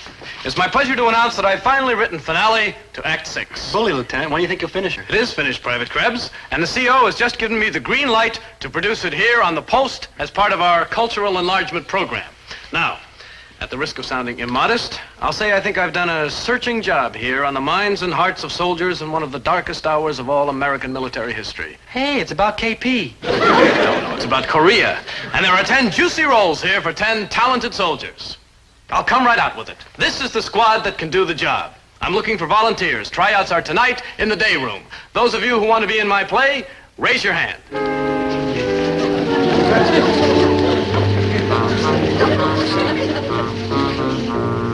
I see. All right, men, let's put it another way. By an odd coincidence, tomorrow is the day for posting the new work assignments. Those of you who are not by that time cast in my play may indicate to the first sergeant your preferences among the following details. KP, coal yard, gravel detail, and the rock quarry. Now, let me check just once again, gentlemen. Are there any volunteers for the cast of my play? Dobie.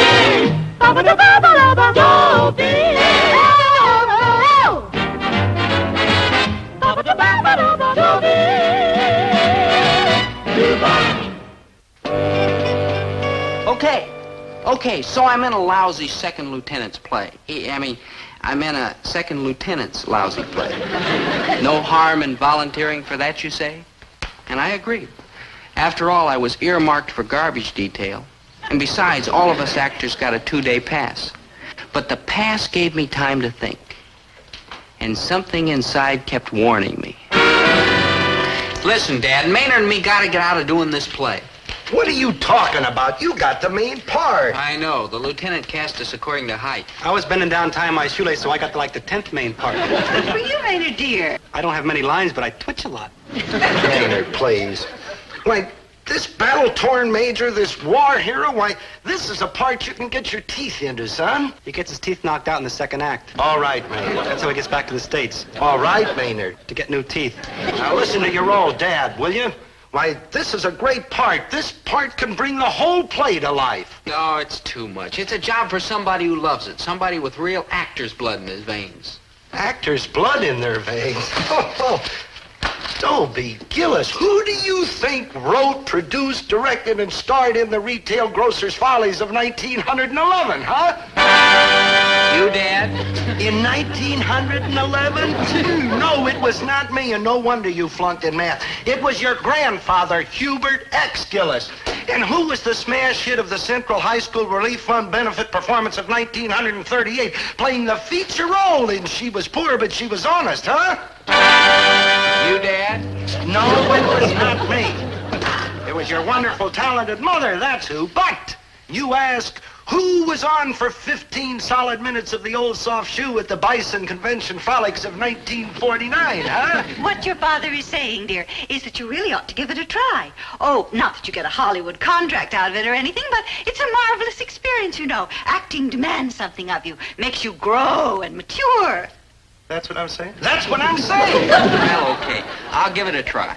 Oh, good for you, boy. Make us proud of you, huh? I can see it out in front of the Post Theater now, Dobe. A Company presents Dobie Gillis and Manny G. Krebs in The Gory Battle of Dead Man's Gulch. We better go up in my room and start memorizing.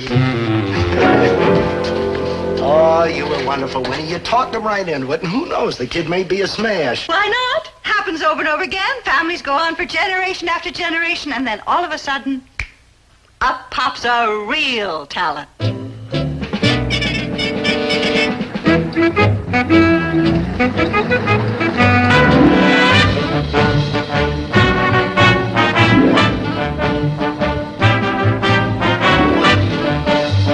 Look, this is the curtain line, the climax of the scene. Now, let me hear you read that line again, Krebs. Remember, you're exhausted, both wounded, out of ammo. The enemy barrage is stopped. And now you hear their blood-curdling screams as they charge the bunker on foot. There's no escape. Major, it does not look good. No, Krebs. More feeling, more action, more passion. Roll your eyes. Like this, sir? Splendid. All right, go on with the scene. They're coming, Major, they're coming. Let's, cut out of here. You're overacting. All right, men. That'll be enough for now. Let's take a break until the dress rehearsal tonight at 1900 hours. Sorry, Lieutenant, I can't make it till 7. That's 1900 hours, Krebs. All right, dismiss. See you all then. Gillis, Krebs. I may have seemed harsh and demanding during rehearsals, but men, it's paid off. You're deeper, more mature than I dreamed you could be. You've become men in your roles. You're poised, confident. Thank you, sir. You're like a real human being. Mm-hmm. Yes. Now get out of those costumes and go on over to the PX and treat yourselves. On me. Oh, you don't have to do Cool that. it, though. You heard what the man said. Let's eat. Maynard, do you see what I see? Yeah, good buddy. Donuts and hot dogs and root beer and ice cream. No, Maynard. That girl. Hey, Dobe, take some advice from your good buddy Manny G. Krebs and stick with donuts and hot dogs and root beer and ice cream and stay away from that chick. You know what happens when you got mixed up with chicks? I know what used to happen, but this is the new Dobie Gillis. Mature, confident, poised. Watch. Excuse me, miss. Please don't think me forward, but may I say you're beautiful? Not only are you beautiful, you are charming, you are gracious, you are elegant, you are pink and round and creamy. Hey, Dobe. Huh? You know what else she is? What? Death. Nonsense. Just shy, young, demure, trembling on the brink of life. Okay, what'll it be? Irwin, a soda for the young lady. No, Irwin. Eat, my dear. Let this be the first of many meals we have together. Lunches, dinners, tea and graham crackers. Would you be so kind as to tell this person behind me I do not come here to exchange banter with fresh, underaged enlisted men? What have you got against enlisted men? And anyhow, how do you know I'm an enlisted man? You haven't even looked at me. Irwin, please tell this person I have a radar for enlisted men, and I can tell them a mile away, and that is exactly where I would like this one, a mile away, or else I shall be forced to call an MP. Good buddy? Yeah. Irwin, would you tell the young lady not to wait? I had to leave suddenly. Good thinking. Reading between the lines, I guess you'd have to say she was a little cool. This kind of thing happens in the course of every man's life. And I did the only thing a man can do under the circumstances. I went back to my career and tore into my work with renewed vigor. They're coming, Major, they're coming. Let's cut out of here.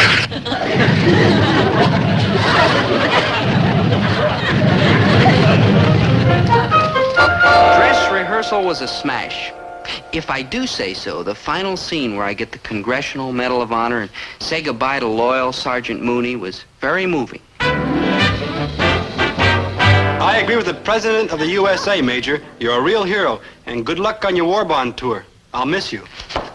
Oh, tut-tut, loyal Sergeant Mooney. We've known each other too long for that. A simple will do. Well, goodbye and good luck, sir. A simple...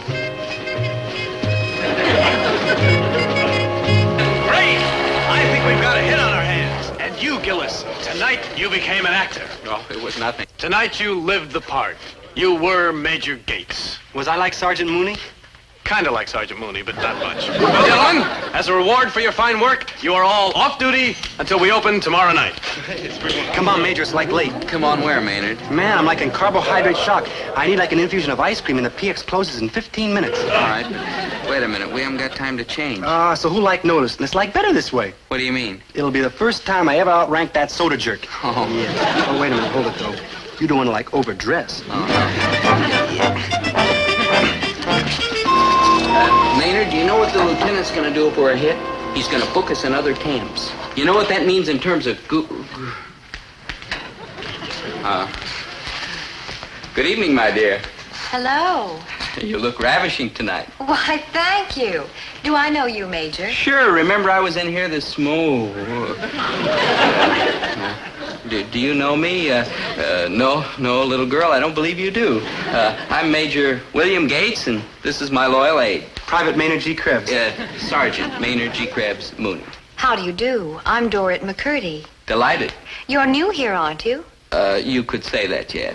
It's like a one-night stand. The sergeant means our assignment here will be brief. Yeah. Brief, but like exciting.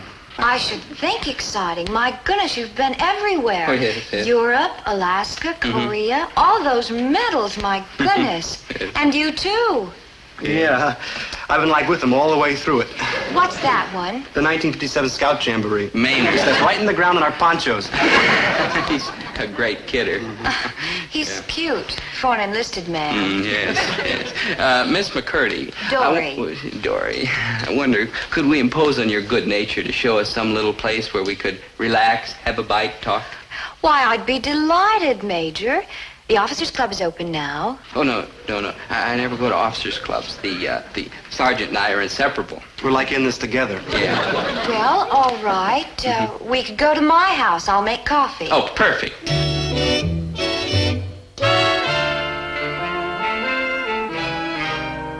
2 months behind enemy lines, and you finally got your whole platoon back safely? Oh, it was nothing, really. 6 of us could still walk. My warrior. And what about you, Sergeant? Did you bag a few? No, ma'am, but I like annoyed a lot of them. Well, where did all this take place? Oh, it was long ago and half a world away. Where was it, Sergeant? Act 4, scene. Maynard. It was like right about here. On the polar ice cap? Oh, well, we were like real lost there for a while. Enough. Let's not talk about it anymore. My poor man. You rest there, and I'll go get us something to eat. Don't be away long, Dory. I'll be right back. Every moment will seem like an eternity. We're like starved. Come on, Major, now's our chance to cut out. What's wrong with you? You want to leave before you eat?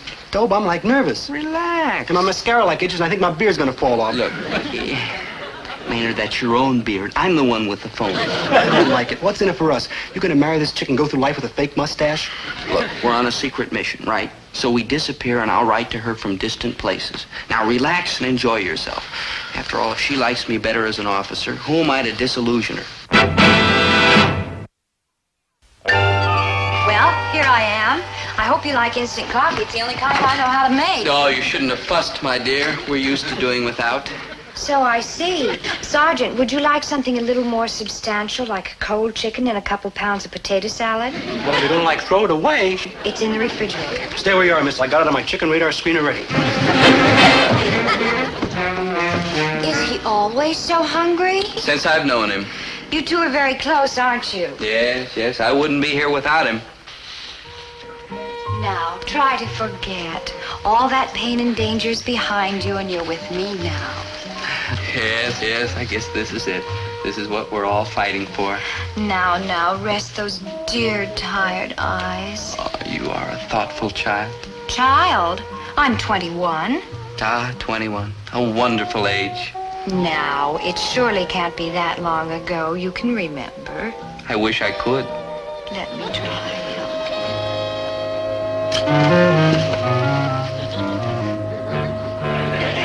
Dory, who's that with you? A friend, Dad. Major Gates, this is my father, Colonel McCurdy. Nice to meet you, sir. What's that? How do you do, sir? Oh, how do you do? The Major is new on the post, too, Dad. Dad is the head of the new leadership school. Oh, boy. I mean, congratulations. Thanks. What are you doing here? Oh, just sitting on the sofa. No, I mean on the post, your assignment. Oh, that. Well, it's confidential. Confidential? Yes. You some kind of a G2 sneak? Oh, no, sir. The Major is a hero, Dad. He was in Korea. Yeah. Korea, huh? Yes. Well, I suppose somebody had to go over there. Wasn't like Europe, though. Oh, no, sir. No. My dad was an infantry commander in World War II. Oh, good for you, sir. It was soldier's duty, Major. Yes. A man could take some pride. Now they're making a teacher out of me. Faculty seminars, examinations for numbskulls who've never heard a shot fired in anger, correcting papers, handing out diplomas. Terrible thing to do to a fighting man. Oh, you're right, sir. The Major knows, Dad. He was a fighting man. Tell him, Major. Oh, we won't bore you with that, sir. You probably have a lot of themes to correct. It's all right, it's true. I've got that blasted graduation ceremony tomorrow. Yeah, that. I want to talk with you about Korea sometime, son. How long are you here? Oh, just a few more days, I'm afraid, but I'll keep in touch. Do that, Major. Man, that's like a real splendid refrigerator you got out there. I can't tell you how much Sergeant Mooney, this is my father, Colonel McCurdy. Like my Colonel. I mean, like hi, Colonel. I do. The sergeant was with the Major all through everything, Dad, behind the lines, in the hospital. Indeed. But it's a long, dull play, or story. You're so modest. The Major said that if it hadn't been for the sergeant, he would never have lived to get the Medal of Honor. Colonel, you're busy, and we've got to go. Yeah, man, I like helicab. Yeah. Just a minute. Something's been bothering me ever since I met you, and now I know what it is. We didn't mean any harm. A prank, sir, a boyish prank. Why didn't I think of this before? That graduation tomorrow. I've been looking everywhere, and now you bob up right in my doorstep. Major, you're my speaker. You're going to give the inspirational talk to those 400 officers. Oh, no. Like thanks, but like no thanks. That's perfect, Major, darling. You give the speech tomorrow afternoon, then come here for dinner, and we'll go to the new play at the New Post Theater tomorrow evening. Oh, no, please, no. Don't go to that play, miss. It's like a real dog, and I ought to know. Do whatever you want with your evening, Major. But you'll be here tomorrow at 1400 hours. He can't make it till 2. 1400 hours is 2, Sergeant. It'll be easy, Major. Just tell them the simple truth. It'll be a speech they'll never forget. Neither will I. There's no point in denying it. I was in trouble. So I had to keep saying to myself, don't panic. Keep your head. Look on the bright side. And that's where Maynard, the eternal optimist, was of tremendous help. Dobe, you're in big trouble. Yes, Maynard, I'm very alert. I've sensed that. In 1 hour, I've got to give a speech about Korea to 400 officers. And I don't know anything about Korea except what's in the lieutenant's play. And the lieutenant doesn't know anything about Korea either. So they'll find me out. We're like doomed. Please, Maynard. So they find me out. What can they do? They'll court-martial me. Like right. They'll give me a dishonorable discharge. Like right. 20 years in Alcatraz. Like at least. On the other hand, if I call in sick, they get a substitute. I go to the hospital, and they find out I'm not only not a major, but I haven't even got a mustache. Oh, poor Dobe. Maynard, what if I just disappear? Walk out the gate and disappear. Good thinking. No, it's cowardly. It's unfair to Colonel McCurdy and Dory. Besides, they'd catch me, hunt me down like a dog, shoot me for desertion. Poor Dobe. You're like doomed. Maynard, I've got it. I just won't show up. I'll just disappear into the ranks, an anonymous soldier. After all, she's never seen my real face. Good buddy, she's seen mine. Oh, yeah. Mine's not an easy one to like forget. It's a desperate situation. Oh, the worst hasn't happened yet. It could possibly happen worse than what's already happened. Does that answer your question? Where is he? Where is Sir Lawrence Oliver? Oh, there he is, that great actor. Dad, what are you doing here? What am I doing here? Another play, another opening night, another Gillis, and you ask me what I'm doing here? Dad, I wish you hadn't come. Opening night jitters, huh? Well, it happens to the greatest of us. But you'll be okay the minute that first wave of applause washes across those footlights. Dad, save yourself. Go home. And who's going to be leading that applause? Your mother and father. Who else? We get tickets front and center. Listen, there's something I got to tell you. I'm in trouble. Big trouble. Big trouble, huh? Yeah. Well, let's have it, the whole story. Well... What's her name? I told him everything. And there's one thing I have to say for my father. When you're in a jam, he backs you up. All things considered, he was very understanding. You stupid stoop! Do you realize you can be court-martialed for this? Dishonorably discharged, thrown in jail? Come on, we're going to march right over to this Colonel, what's his name? McCurdy. Right, we're going over to this Colonel McCurdy, and we're going to tell him the whole story. Maybe when he realizes that you're just a vagabond lover boy, vagabond, that means bum, son. He'll give you a light sentence, and... Colonel McCurdy? Colonel McCurdy. Hard Rock McCurdy, big beetle-browed guy, gravel voice, infantry, Normandy invasion. Oh, what a small world. Hard Rock McCurdy. You know him, Dad? Oh, you're very quick, son. Know him? I knew him when he was only a captain. He used to be my CO. I was his first sergeant. Hey, that's great. He wouldn't put your son in jail, would he? Or your son's good buddy? Look, this part you play, this wounded war hero, see? Yeah. It might work. What might work? Never mind.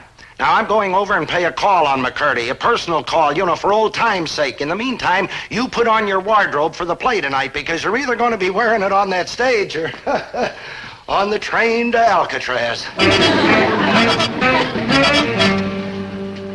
But Dad's upstairs getting dressed for the school graduation. Just tell him it's Sergeant Gillis, my dear. He'll remember. Well, if you wait here. Who's there? Is that the Major? It's a Sergeant Gillis, Dad. Sergeant Gillis. Well, who the devil is that? Sergeant Gillis, sir. Oh, Colonel, you're looking fit, sir. Just as trim as you did the day of the final review of the 511th in Paris. Gillis.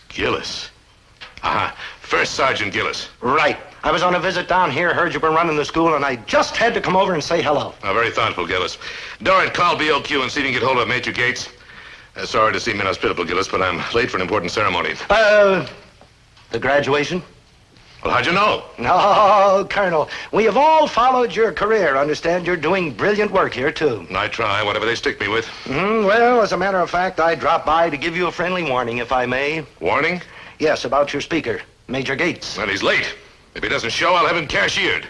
Do you know the Major? Know the Major, my dear. I practically raised him. What's this all about, Gillis? Speak up. Colonel, as you probably know, I am Army, right up to here. I've known the Major going and coming. I knew him before he became a hero, and I've known him ever since. Was he in your outfit? Well, you might say so. Now, I don't want to criticize. He's such a lovely man. Oh, you can say that again, my dear, and supremely courageous. Foolhardy, one might say. Sergeant, get to the point. Well, it's the personal appearances, Colonel, the speeches. Yes? As you know, the Major has this wound up here, see? Everybody worth a darn has one. Right. But when the Major gets excited or overheated, this polyesterine patch in his head. That's plastic. Right, plastic. Latest thing. Well, when he gets overheated, this plastic patch in his head softens up and creates pressures on various cerebral areas. What are you trying to say, Sergeant? He becomes a wild man, sir. Oh, the nicest fellow you would want to meet at cool temperatures. But when he becomes overheated, there's no telling what he may do. He got dizzy here last night. You're lucky. He might have become violent. Sometimes he throws everybody out of the hall. He seemed so gentle, almost like a little boy. Why, one time he tore down a whole YMCA, a small one in Fort Wayne, Indiana. This is a serious accusation, Gillis. Would I come all the way down here to foul up your graduation just for laughs? Well, I can't take the chance. Maybe we can find a substitute. How about that sergeant who was with him, Dorrit? Sergeant Mooney? Sergeant Mooney, a guy with a little beard? You, there is a real coop. Let me tell you something, Colonel.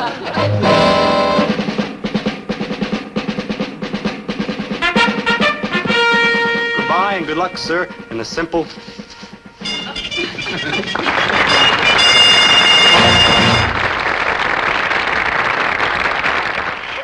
me, please. I beg your pardon. Dobie, darling. Oh, you were mother. Oh, thanks. Oh, you were great, son. Oh, you proved yourself a great actor in the great Gillis tradition. Oh, thanks, Dad. And how about... She wasn't out there. And you'll have no more trouble from little Dorrit. Oh, boy, this afternoon I gave the finest performance and the toughest role I ever played, convincing McCurdy that he should excuse you from that graduation speech. Oh, Dad, you're the greatest guy. How can I ever repay you? Very easy, boy. Just get down in the dressing room and get out of that goofy mustache and get back to being Private Dobie Gillis. Okay, Dad. And we'll see you in the PX, darling. Hurry up, boy. So long, folks. Hey, Doe. Yeah? Like trouble. Like where? Like there. Congratulations on your performance, Private Gillis. Thank you, sir. Thank you. You know Colonel McCurdy, of course. Oh, yes, sir. Excellent performance, Gillis. Very impressive. For the second time in 2 days. I don't suppose I can apologize, sir. That won't be necessary. I'm humane and not so gullible as you and that father of yours might suppose. It's all my fault, sir. I got to remembering, Private. It all seemed quite plausible until I recalled the record of First Sergeant Gillis. Snow Job Gillis, as he was known throughout the division. Snow Job's morning reports were some of the richest, most imaginative fiction I've read since Alice in Wonderland. You've obviously inherited his talent. Lieutenant, I'm grateful I've avoided embarrassment throughout the command. I leave the punishment of this man up to you. Private Gillis, in hut, left, hit. For conduct unbecoming a soldier and member of my acting troupe, I hereby strip you of your privileges, weekend pass, and mustache.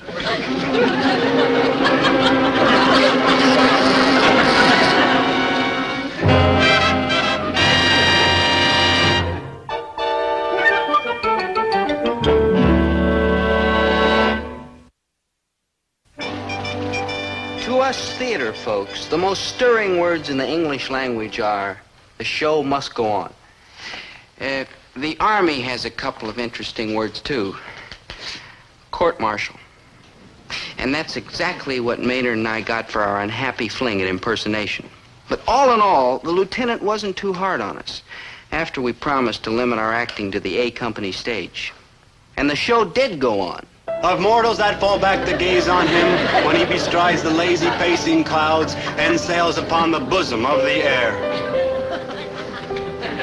Oh, Romeo, Romeo, wherefore deny thy father and refuse thy name? Or if thou wilt not, be but sworn my love, and I will no longer be a Capulet.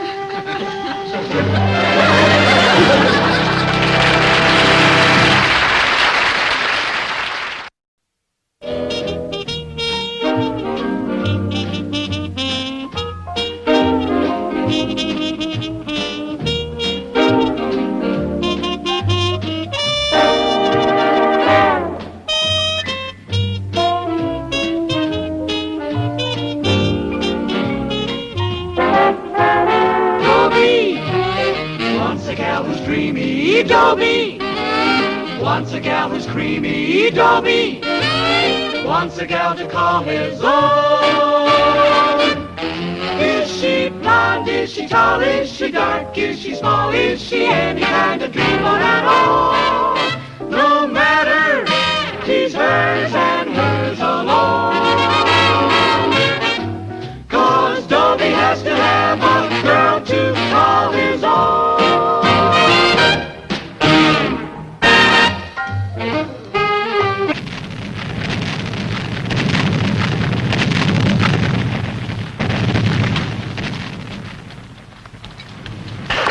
Sarge, I want to go home. Hey, chicken. 2 years of mud and blood and guns. I tell you, I'm homesick. Remember, Jenkins, you're a soldier. I'm just a kid. A kid with a gun a million miles from home.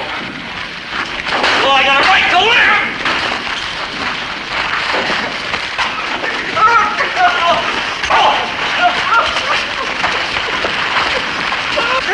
Sorry, kid. Sorry I had to do that. It's okay, Sarge. I had it coming. I know it's tough, kid. We have to hang on. Hang on until victory is ours. And we can wake up in our little old room back home. Smelling Mom's apple pie baking in the kitchen. Go out to the ballpark and root for our favorite team. And walk down Main Street. That little old girl who's waiting there for us.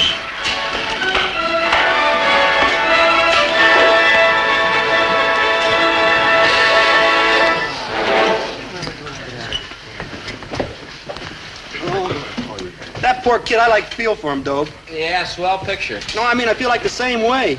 Yeah, sure. Here I am, a kid with a gun, a million miles from home. Maynard, we're 2 hours from home on the bus. I know, and that's where I want to be. Home. Smelling Mom's apple pie bacon in the kitchen, rooting for my favorite team, walking down Main Street with a little old gal who's waiting for me there. Maynard, you never eat apple pie, you never go to a ball game, and you haven't got a little old gal waiting for you. And I never will unless I get home. I gotta get home, Dobe. I just gotta. Dobie, Dobie,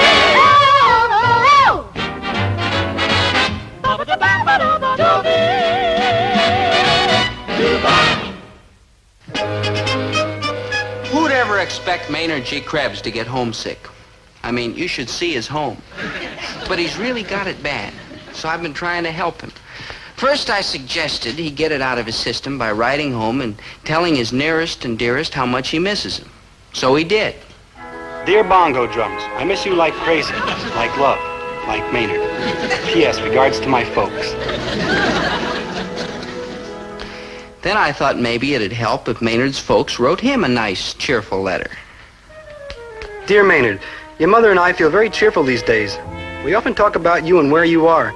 And the more we talk, the more cheerful we feel. In fact, we're deliriously happy. Love, Dad. P.S. Have you considered re-enlisting? But nothing seemed to help. Maynard says he's just got to get home for a while.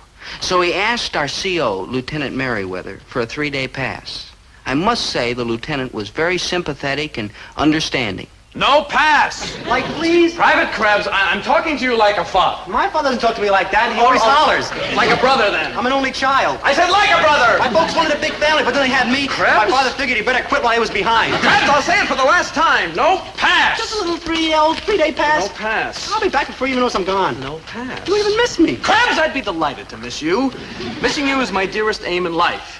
But as for your pass, my reply is a positive, definite, unequivocal, irrevocable, immutable, total, and final negative! Sir, all I want is a simple answer. Yes or no? Out. Out! Sir. Corporal Mallory's ready to take off. Will you sign his pass? Gladly. How does he spell his name? K-R-E-B-S. Maynard G.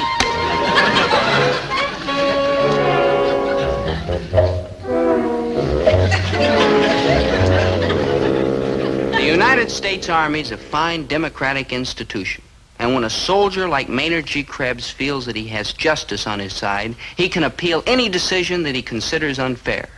He can appeal to a superior officer, and if that doesn't satisfy him, he can go to a still more superior officer. And if that doesn't satisfy him, he can go to an even still more superior officer. My friend Maynard G. Krebs, being a man of direct action, decided to eliminate the middleman. He went right to the top. No pass. I tell you, I've had it, Dobe. I'm gonna bust out. That's foolish talk, Maynard. Honest, Dobe, one of these days I'm just gonna take off and go under the hill. Maynard, it's called going over the hill, and you'll do no such thing. But I miss home so much. Maynard, calm down and eat your stew. Even the stew makes me homesick. The stew makes you homesick? Yeah. Maynard, this is terrible stew. I can hardly eat it. I know. It's just like my mom used to make.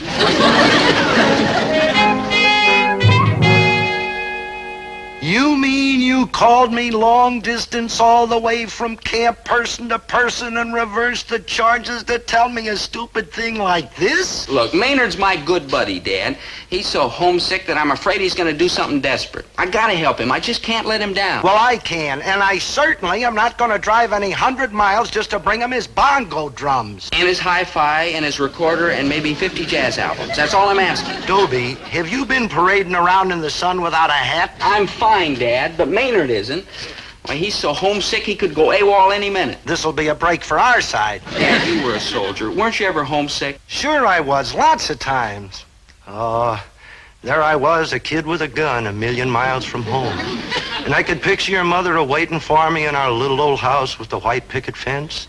And I could smell those good old apple pies of bacon in the oven. Dad, there's no picket fence. You lived over the store, and you never eat apple pie. Stop quibbling. But you do know how it is, don't you, Dad? This makes me a bigger nut than he is, but okay, I'll do it. Thanks, Dad.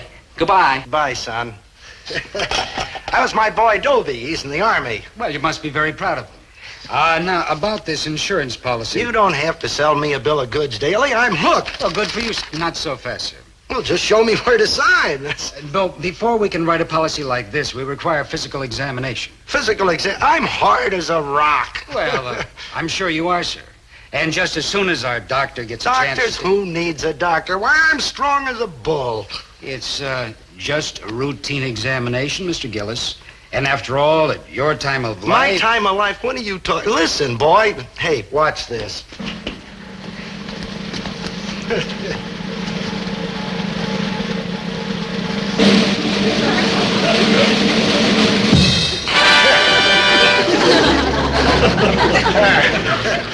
How do you like them apples, huh?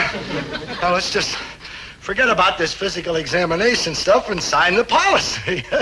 I'm sorry, Mr. Gillis, but our company insists on a physical examination. I just told you, I'm strong as a bull, sound as a dollar, hard as a rock. Hello, dear. Hello, Mr. Daly. Hello, Miss Gillis. Is the aspirin order filled yet? Yeah, that's it right there. Oh, good, because I want to put in this pound of butter.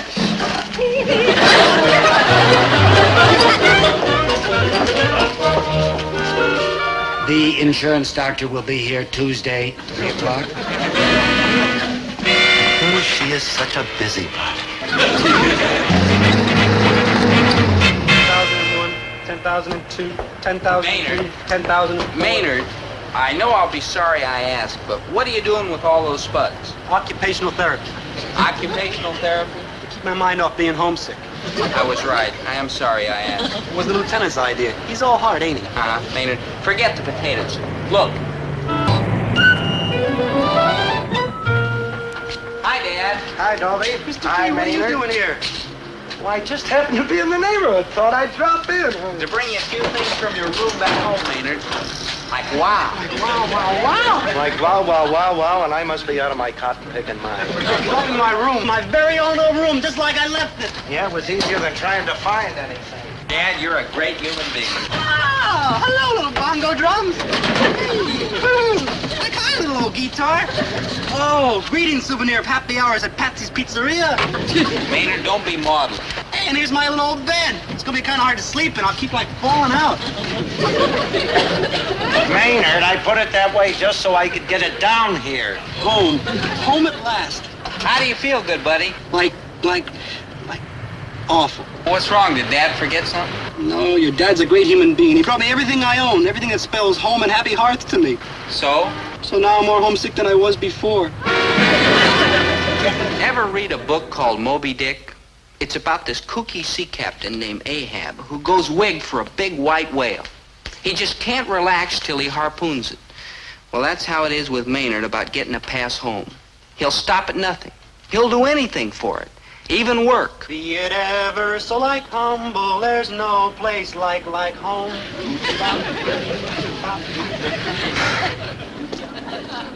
Private Krebs. Sir? Whose car is this you're washing? Why, yours, sir. Who told you to wash it? Nobody, sir.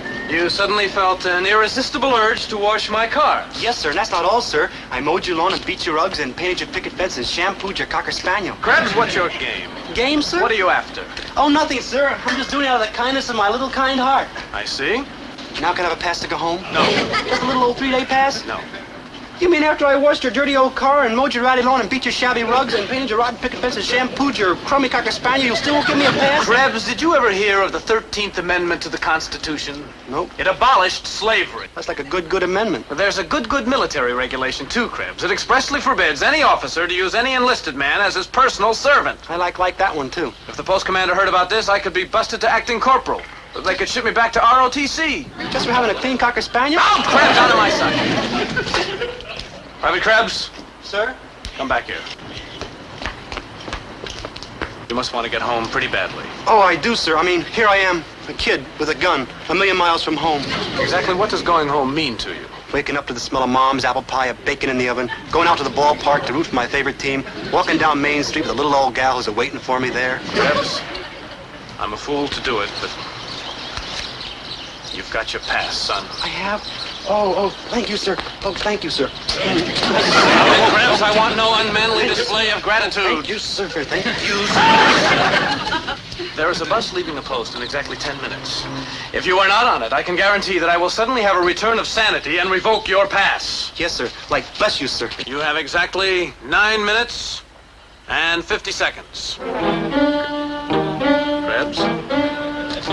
Krebs?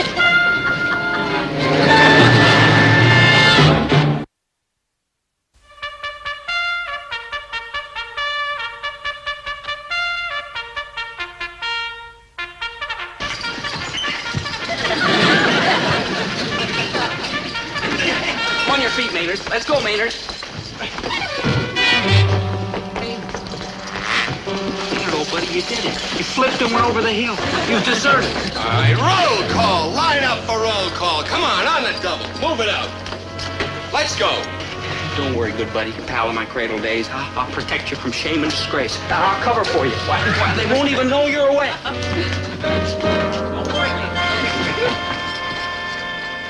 All right, James, Colma, Isaacs, Brown, Gillis. Here. Duffy, Shaw, Bauer, Johansson, Krebs.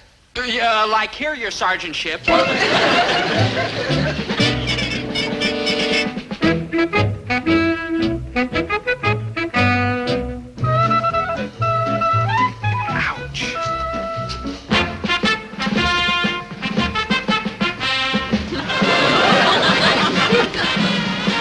Like ouch.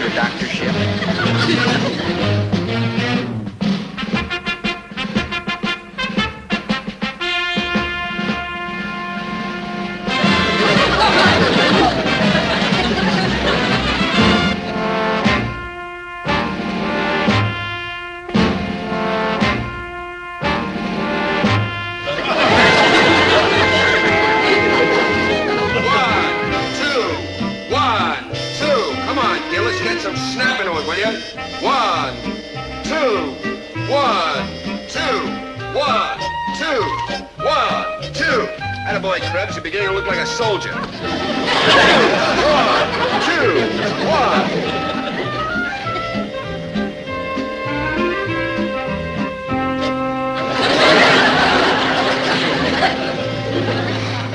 Maynard's got to come back. He's just got to, that's all. I'm just not healthy enough to have a buddy who's AWOL. But who's going to talk sense to him? Make him see the error of his ways. There's only one man in this outfit who can do it. Somehow I've got to get a pass. Get off the post. Find Maynard and save him before it's too late. I'm very sorry to hear that, Gillis. Oh, thank you, sir. Your father must be in pretty bad shape if they sent for you. Oh, he's sinking fast, sir. Do the doctors know what's wrong? Yeah, it's a mysterious ailment, unknown to medical science. Well, of course you can have emergency leave. At a time like this, your place is at his bedside. Oh, thank you, sir. If there's anything I can do, Gillis. Oh, you've done all you can, sir. Now it's up to me. Boy, is it up to me. I want to place a long-distance call to the Red Cross office. Right. Red Cross office, Mr. Mims speaking. Mr. Mims, this is Lieutenant Merriweather. I've just given an emergency pass to one of my boys, Private Dobie Gillis. His father is desperately ill. I wonder if you'd have one of your people look in on him. Certainly, Lieutenant. I'll do it myself. Thank you, Mr. Mims. I'm sure Private Gillis will appreciate it.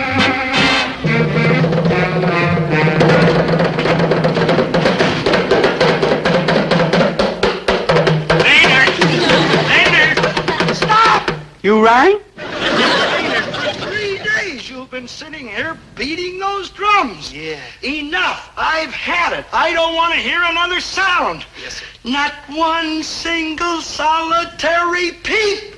Yes, sir, Mr. G. But drums don't peep. Piccolo's peep and oboes peep, but not drums. Drums go. See what I mean? Yes. Mrs. Gillis? Yes? I'm Dr. Cole from the Longevity Life Insurance. Oh, yes, please come in. You're supposed to examine my husband so that he can get that policy. Just a routine checkup. Well, won't you please sit down? I'll go and fetch him in a minute. Right. Would you like some coffee? No thanks.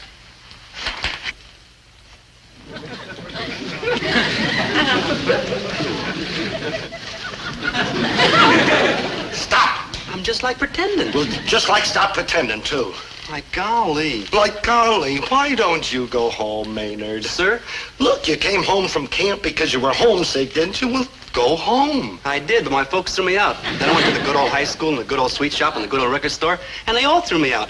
And now you're trying to throw me out. Gee, Mr. G, it's just like the good old days. Can't you find some other place in town that you like that won't throw you out? No place I like your friendly little cheerful grocery store. Oh, very touching. I wouldn't trade it for a marble palace. Well, I would. Let the rest of the world call it seedy and shabby and run down The and rest beat up. of what were? But not I. The moment I walk in the door, I can hear the cans on the shelf and the vegetables in the bin and the meat in the rack all saying, "Welcome home, Maynard." Maynard, I'm sure that when you walk in the door, you can hear the cans on the shelves and the vegetables in the bin and the meat on the rack saying, "Welcome home, Maynard." But speaking for myself...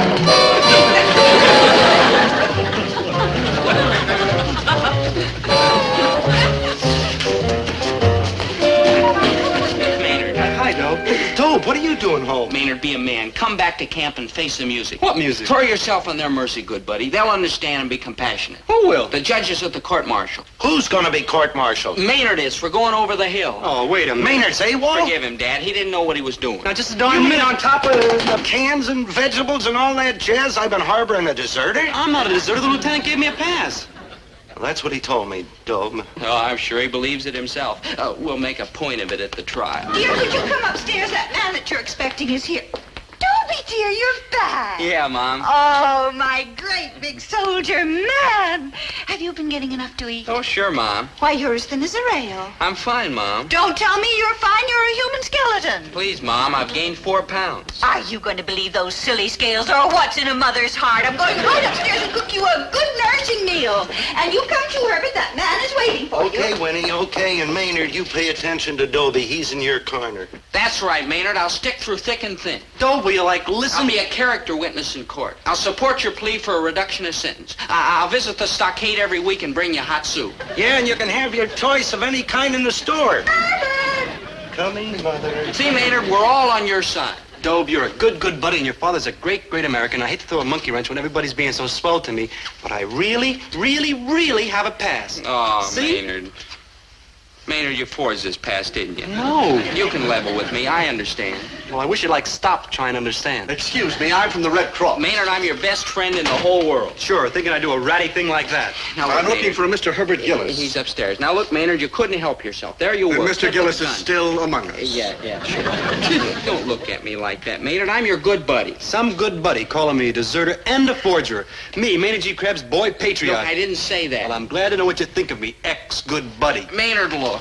That's not what I said. Like goodbye forever, or even longer. Maynard! Would it be possible for me to see him?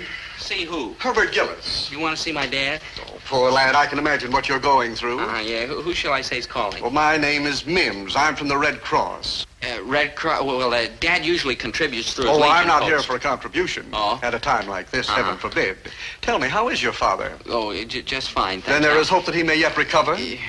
Recover? From the what? grave illness which caused you to apply for emergency leave. In such situations, the Army always asks us to investigate. Oh, of course. It's just a routine checkup to make sure the emergency is genuine. It's genuine, all right. I mean, if there ever was a genuine emergency, this is it. That's it, Mr. Gillis. Well, am I all right, Doc? Considering your age, guess you're not too decrepit. Decrepit, I'm sturdy as an ox. Middle-aged ox. All right, do I get the insurance or don't I? Well, you're not the most hopeless risk I've ever seen. I just told you I'm sturdy as an I ox. could just get washed out. Oh, yeah. Well, right through here. That's it. Sturdy as an ox. Dad, lie down on the couch. Don't ask any questions, Dad. Just lie down. What's gotten into you, There's boy? a man here from the Red Cross. Well, I always give through my Legion No, post. Dad. He's here to find out if you're as sick as I said you were. You told him I was sick? To get emergency leave. I had to get home to talk to Maynard. I know, but I just... Don't argue. You want to be bringing hot soup to both of us?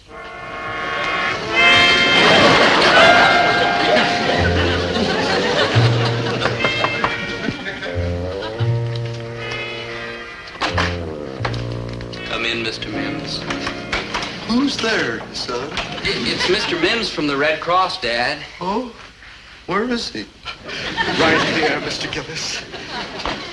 And may I say at this grave moment that my heart goes out to you. To both of you. Oh, Lord bless you, sir. Fight hard, Mr. Gillis. And remember, you've got everything to live for. We better not tax his strength any further, Mr. Mims. Oh, yes, of course. Goodbye, Mr. Gillis. I'll be going now. Bye, Mrs. Gillis. I'll be going now. Mr. Gill... What's the matter, Mr. Gillis? Oh, nothing. I'm fine. You are not. Are you ill, Mr. Gillis? No, I'm sturdy as an ox. He is not. Poor man, he's delirious. How do you do? I'm Dr. Cole. This is the insurance doctor, and if he thinks I'm sick, my policy goes right out the window. But if Mr. Mims thinks you're well, your son goes into the stockade. I don't know what to... Mr. Gillis, what's going on? A few moments ago, you were perfectly fine. He was not. Are you questioning my professional judgment? No, I mean, yes. I insist on calling in a specialist. Look, I'm a busy I'll man. have him here in a jiffy. Where can you find a specialist just like that? Where?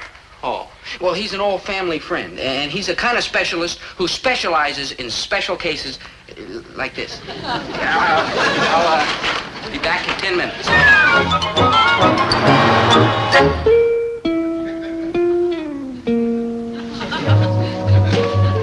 Come in, Dr. Distelfink.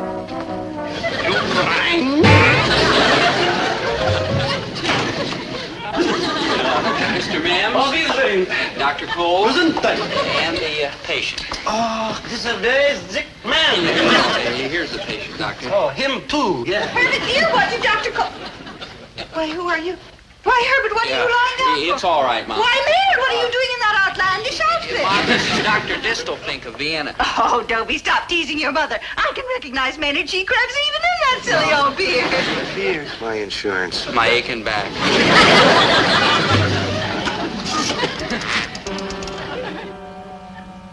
Operator, connect me with the military police. Did I say something wrong? Nothing bad is going to happen to my boy. Of course not, Mom. After all, what can happen to me in prison? She's such a busybody.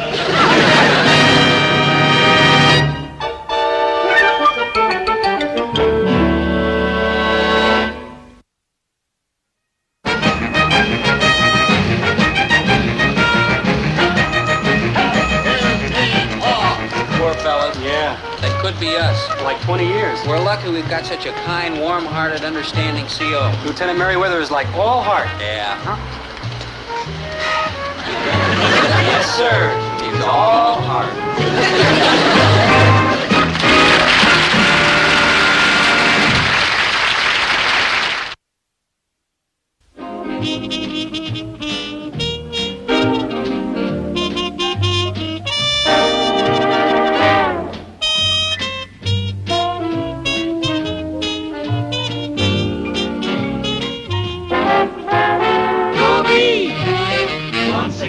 Creamy Dobie. Once a gal who's creamy Dobie. Wants a gal to call his own. Is she blonde? Is she tall? Is she dark? Is she small? Is she any kind of dreamboat at all? No matter, he's hers and hers alone. 'Cause Dobie has to have a girl to call his own.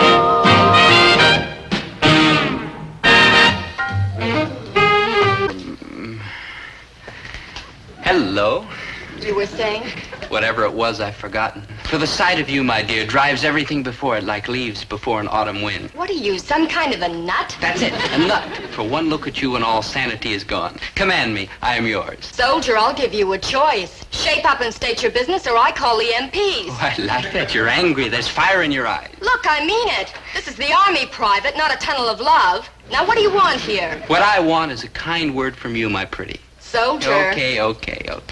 Private Gillis reporting as ordered by Lieutenant Merriweather. Just a minute. Now what? I don't get it. Look at you, so young, so fair, so beautiful. How can you be so GI? I'm a soldier, hadn't you noticed? A soldier, yes, but first a woman. Nobody. A woman, yes, but first a soldier. First, last, and always a soldier. My father was a soldier. His father was a soldier. His father was a soldier. And his father was a soldier. Yeah. And if I hadn't have had the rotten luck to be born a girl, I'd be in West Point today, instead of making small talk with a puny, pasty-faced civilian like you. Oh, now, just a minute. Just a darn minute. It so happens I'm not a civilian. Oh, yes, you are. That uniform doesn't make you a soldier. What makes a soldier is military tradition, background, family. Soldier's blood flowing in your veins generation after generation. Well, for your information, miss, my father was in the big one, WW2, with the very distinguished record. Really? Really. Did he win any medals? Let me put it this way. If he had a chest as wide as your desk, which incidentally it almost is, there wouldn't be room to hang all the medals. Gee, this is wonderful because And I'll if he had get a to meet chest him as next wide Saturday. as this whole building, you're going to meet my father next Saturday? Well, sure, haven't you heard? Next Saturday's Father and Sunday here at the camp. All the fathers are coming up to visit. Dobie. Dobie.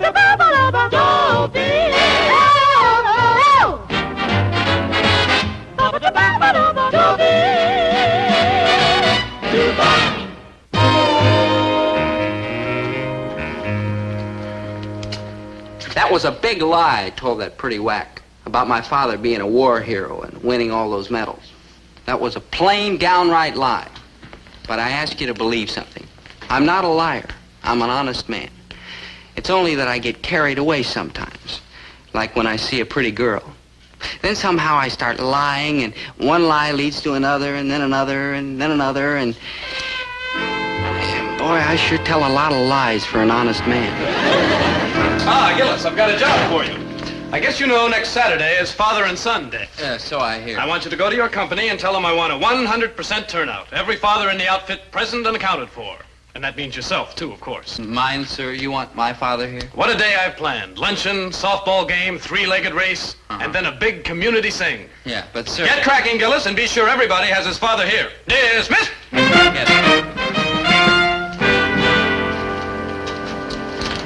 Yes, sir, my father can't make it. And why, pray tell, should your father be among the missing? That's it, sir. That's it. He's missing. Oh, you poor thing. What are you saying, Private Turner? Sir, his father was in the big one, WW2. I guess he won just about every decoration there was. Didn't he, Private Gillis? Well, not everyone. You mean he's missing in action? I'm afraid so, sir. Gillis, son, I'm not the kind of man to take excuses. But in this case, I'm going to make an exception if he's missing in action. Yeah, but sir, my father is dead. Of course he isn't, Gillis. You just hang on to that idea. Somewhere, somehow, your father's trying to get back to you. Yeah, but where there's life, there's hope, Gillis. And Gillis, I want you to be there at Father and Son Day, even if your father can't.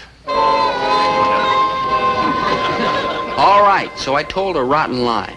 I mean, it was unforgivable telling Marcia my poor father was missing in action when all the time he was peacefully, quietly taking care of his peaceful, quiet grocery store. Not tomorrow. I want this cash register fixed today. What kind of service is this anyway? I know it's 25 years old, but why isn't it working?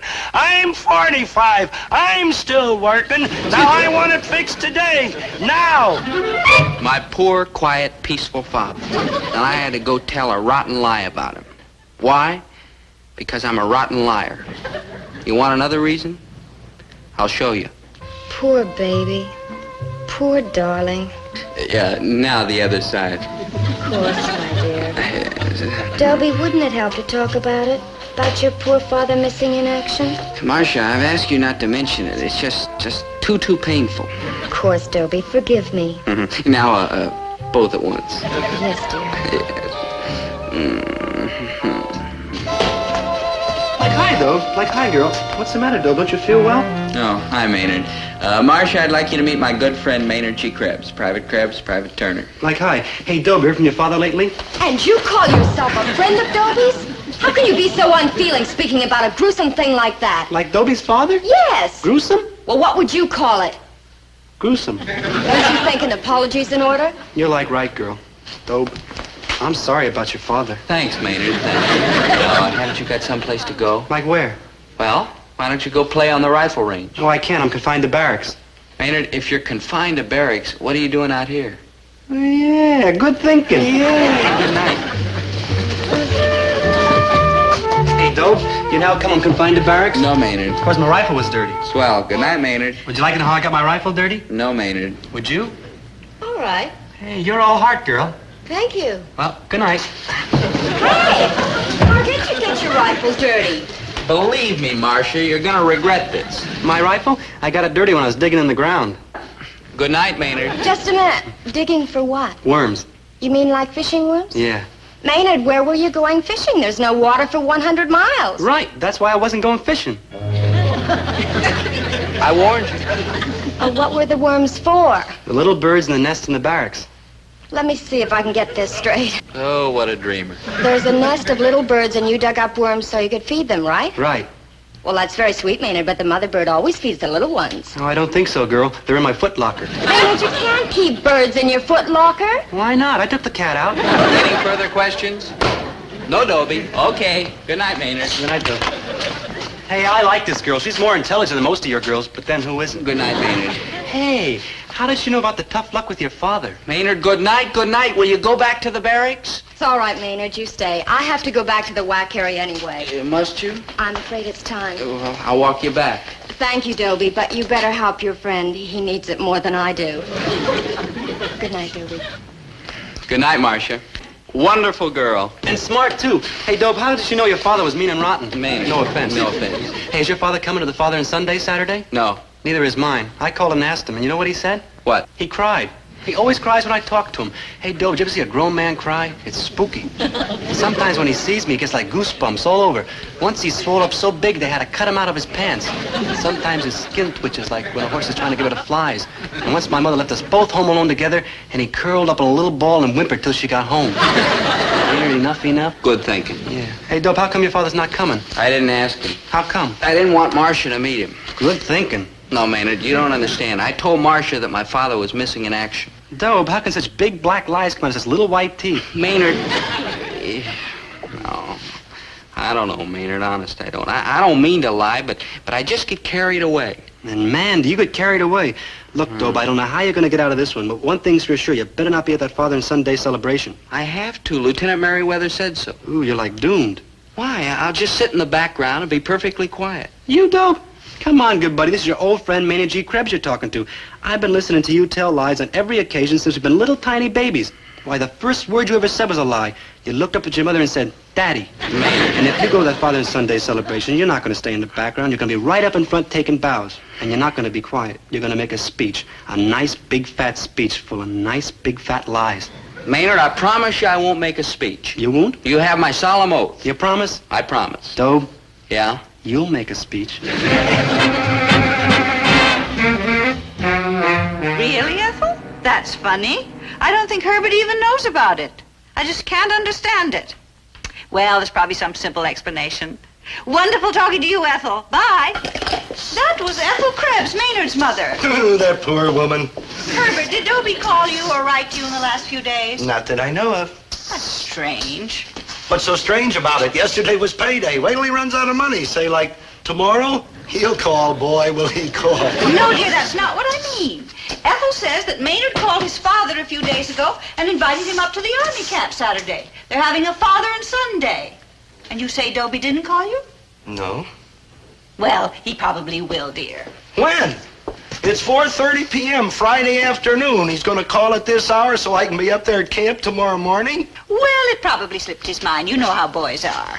He is not a boy. He is a soldier in the United States Army, and it did not slip his mind. Are you suggesting that Dobie deliberately failed to invite you up for Father and Son Day? Suggesting? I am telling you without fear of contradiction.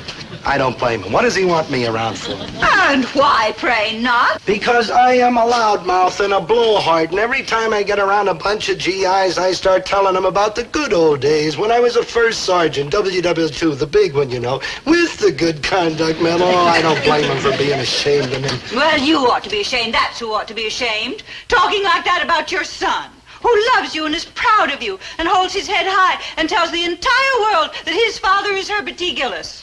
He says that? Dobie says that? Herbert T. Gillis, you have a very short memory. Don't you remember the day he left for the Army, standing right here in this very store, saying out loud and clear, Mom, Dad, you may be dull, ordinary people, but you are my parents who gave me birth and raised me to manhood. And no matter how high or how far I go, I will never forget my humble origins. He's all heart, that boy. And so is his father. Well, his mother ain't exactly a wicked old witch either. Oh, dear.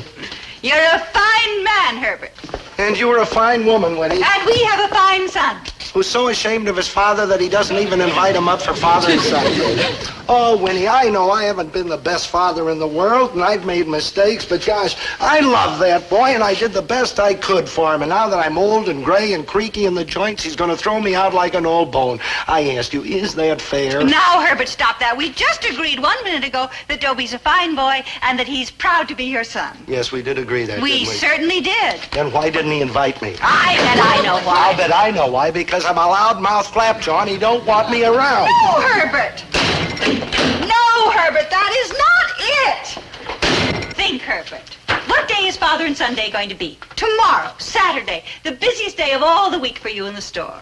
Don't you see, Herbert? Dobie knew that if he called you up and asked you to come up, you wouldn't want to hurt his feelings. And so you'd shut down the store on the busiest day of all the week for you and lose all that money just so you could be with him. Hey, I'll bet that is why, huh? Of course. Oh, he's all heart, that He boy. certainly is. Well, I'll tell you somebody else who's all heart. Herbert T. Gillis. Because I am going to close the store. No, I'm going to get Rexford Sly to come in and help you. And I am going up there to camp. And Oh, what's a few paltry dollars? Oh, watch that Rexford or we'll be short a load compared to spending the day with a wonderful kid like Dobie. I'm proud of you, Herbert. Where are you going? To call Dobie and tell him you're coming up. Oh, no, you're not. Surprise? Yeah, I just can't wait to see his face when I show up there for Father and Son's Day. Ooh, it's cold in here. Please, my dear, Oh, be thank my you, Herbert. guest. Business is a little slow. Good. Come here, Doc.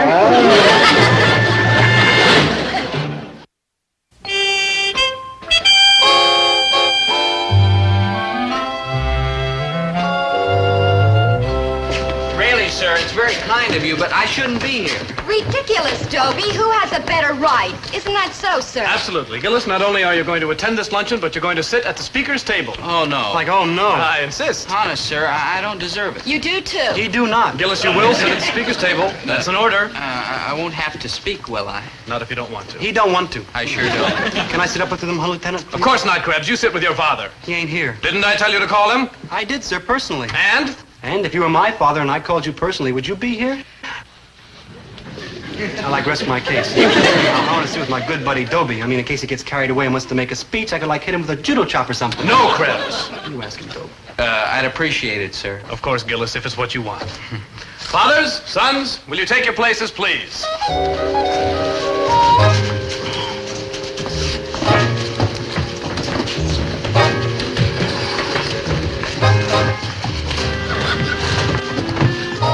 Dobe, good buddy, you're not going to make a speech, are you? Certainly not. No matter how the lieutenant begs you, you still won't do it, will you? Of course not. And if the people start applauding, you still won't do it. Absolutely not. And if they keep applauding like real loud, you still won't do it. Positively not. You'll do it.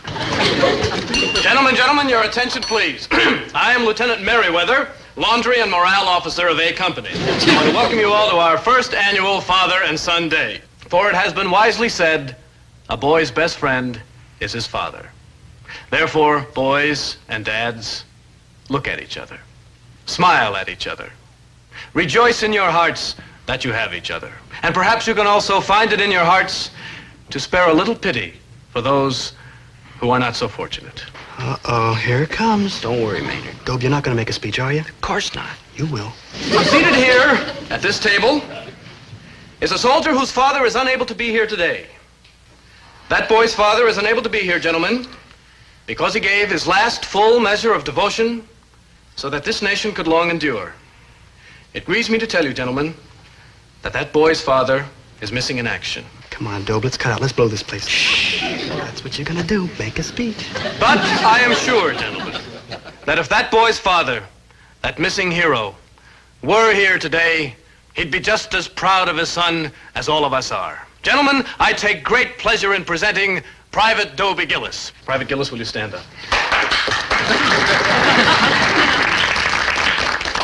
Thank you, Gillis. That's okay, Lieutenant. It's good to have a man like you in my outfit. Nah, your ace is in my book, Lieutenant. Gillis, do you think you could bring yourself to tell us a little about your father? Oh, no, sir. He can't talk about it. It's too painful. It hurts him. He gets fainting spells. Don't ask him. Are you sure? Oh, yes, sir. He's sure. You know, Gillis, sometimes it helps when we talk about these things instead of keeping them bottled up inside. Oh, not with him, sir. No, sir. Every time he mentions his father's name, he just like topples over in a comma.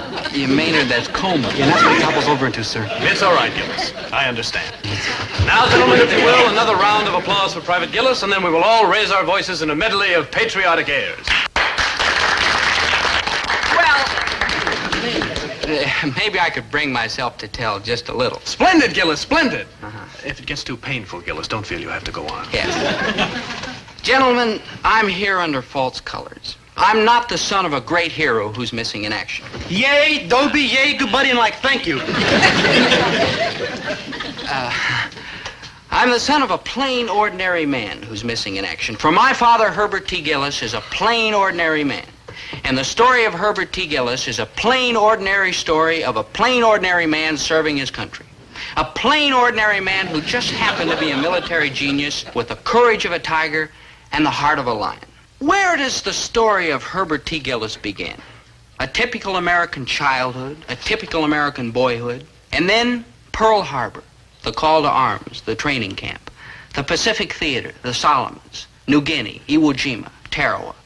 And then his luck ran out. He was captured. And in that Japanese prison stockade, this great fighting man attained his finest hour. Brooklyn, how would you like to be back home eating Mom's apple pie and booing the Dodgers? Oh, you kidding? Like, who wouldn't? You stick with me, buddy. I'm gonna get us back into this war. What do you mean, escape from this prison camp? And that's just what I mean. Boy, you gotta be out of your skull, baby. They got guards all over the place. You forget, I know judo. Boy, you don't?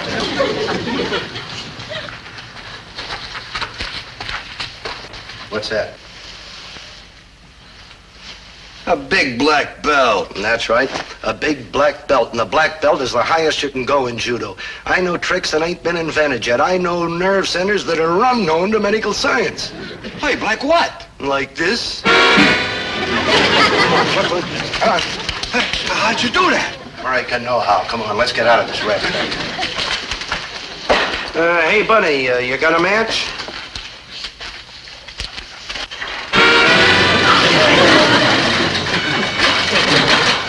Yank! You die!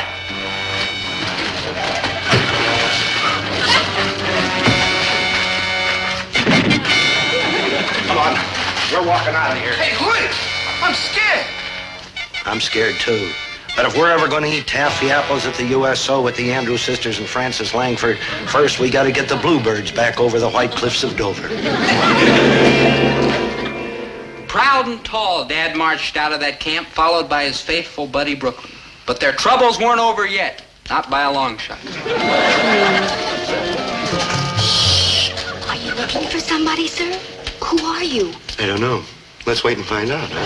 But there was still an obstacle to overcome before Dad could find freedom. A great big obstacle. I don't suppose any of you here have ever heard of the bridge over the River Kwai.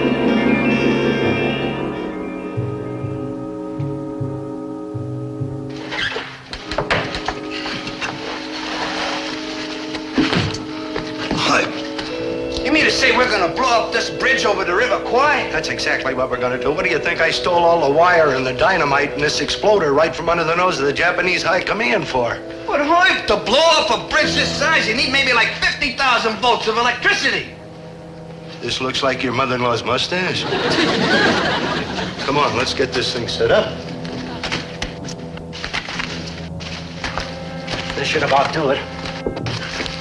Okay, I'll go back and connect the wires. You stay here and handle the plunger.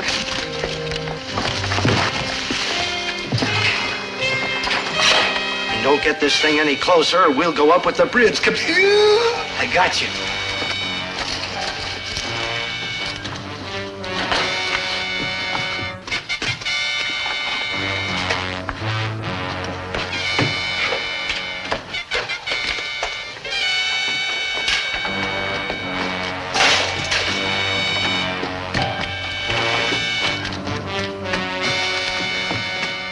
It's a little short. Brooklyn, the wire won't reach. You stay there with the exploder. I'll hold this wire in one hand and the wire to the bridge in the other. Hoyt, I can't do that. That's gonna mean 50,000 volts is gonna go right through your body. That's showbiz. Hoyt, I can't do that. I just can't. But Brooklyn, you gotta.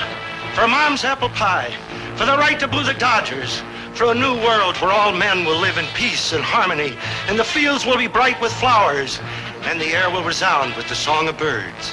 Hoyt, you're a grand humanitarian and a heck of a good sport. Leave us just say, I am a plain, ordinary American. Push the plunger. Goodbye, Herbert T. Gillis. Plain, ordinary American.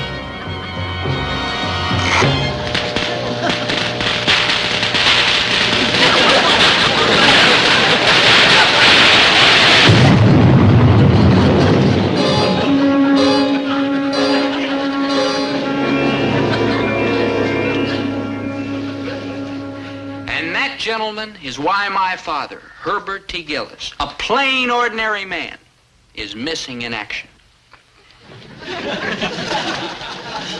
Good buddy, good, but let's get out of here while we still can. Maynard, I can't leave. They'll be asking for autographs later. No, Dobe, I'll visit the guardhouse as often as I can. Oh, like hi, Mr. G. I thought you were missing in action. Maynard! Oh, Don't blow the whistle on Dobie, Mr. G. Like, please. He'll get 30 years in the guardhouse. 30 years on moldy old bread and water with little green bugs in it. Like, please, Mr. G. Relax, Maynard. What I want to know is how did Dobie ever get himself mixed up in this wild story? You know, what a stupid question. Who's the girl? You see? I see. Oh, you wouldn't squeal on Dobie, would you, Mr. G? Maynard, you were forgetting I was a first sergeant in WW2 and happen to know a thing or two about the fine points of bull slinging myself. But this time I'm afraid the kid's outdone his old man. What are you going to do, Mr. G? Watch. Dobie! Dobie, my son, it's me, your father. They found me. I'm here. I'm not. Oh, I'm alive, and home at last. My son. Yeah, my dad. Can it be true? Is it really happening? Yeah, I think it's really happening. After all these years, you found each other at my father and son day? Yes, sir, Lieutenant. Oh, for joy! For joy. Sir, I know you must be tired after your long and perilous journey, but would you be good enough to tell us a little about it? With pleasure, sir. After I blew up the bridge on the River Kwai, I was washed ashore. Plunging back into the stream, I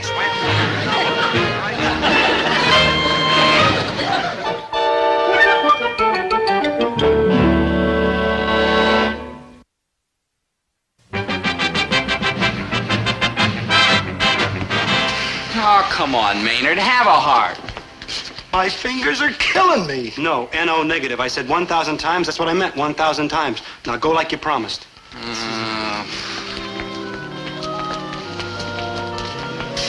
the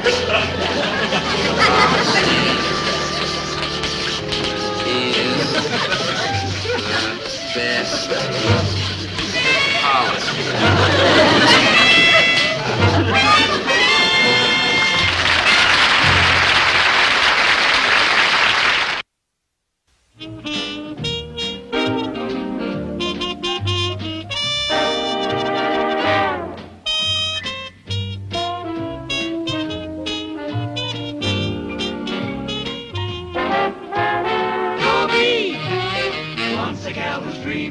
Dobie, once a gal who's creamy, Dobie, once a gal to call his own.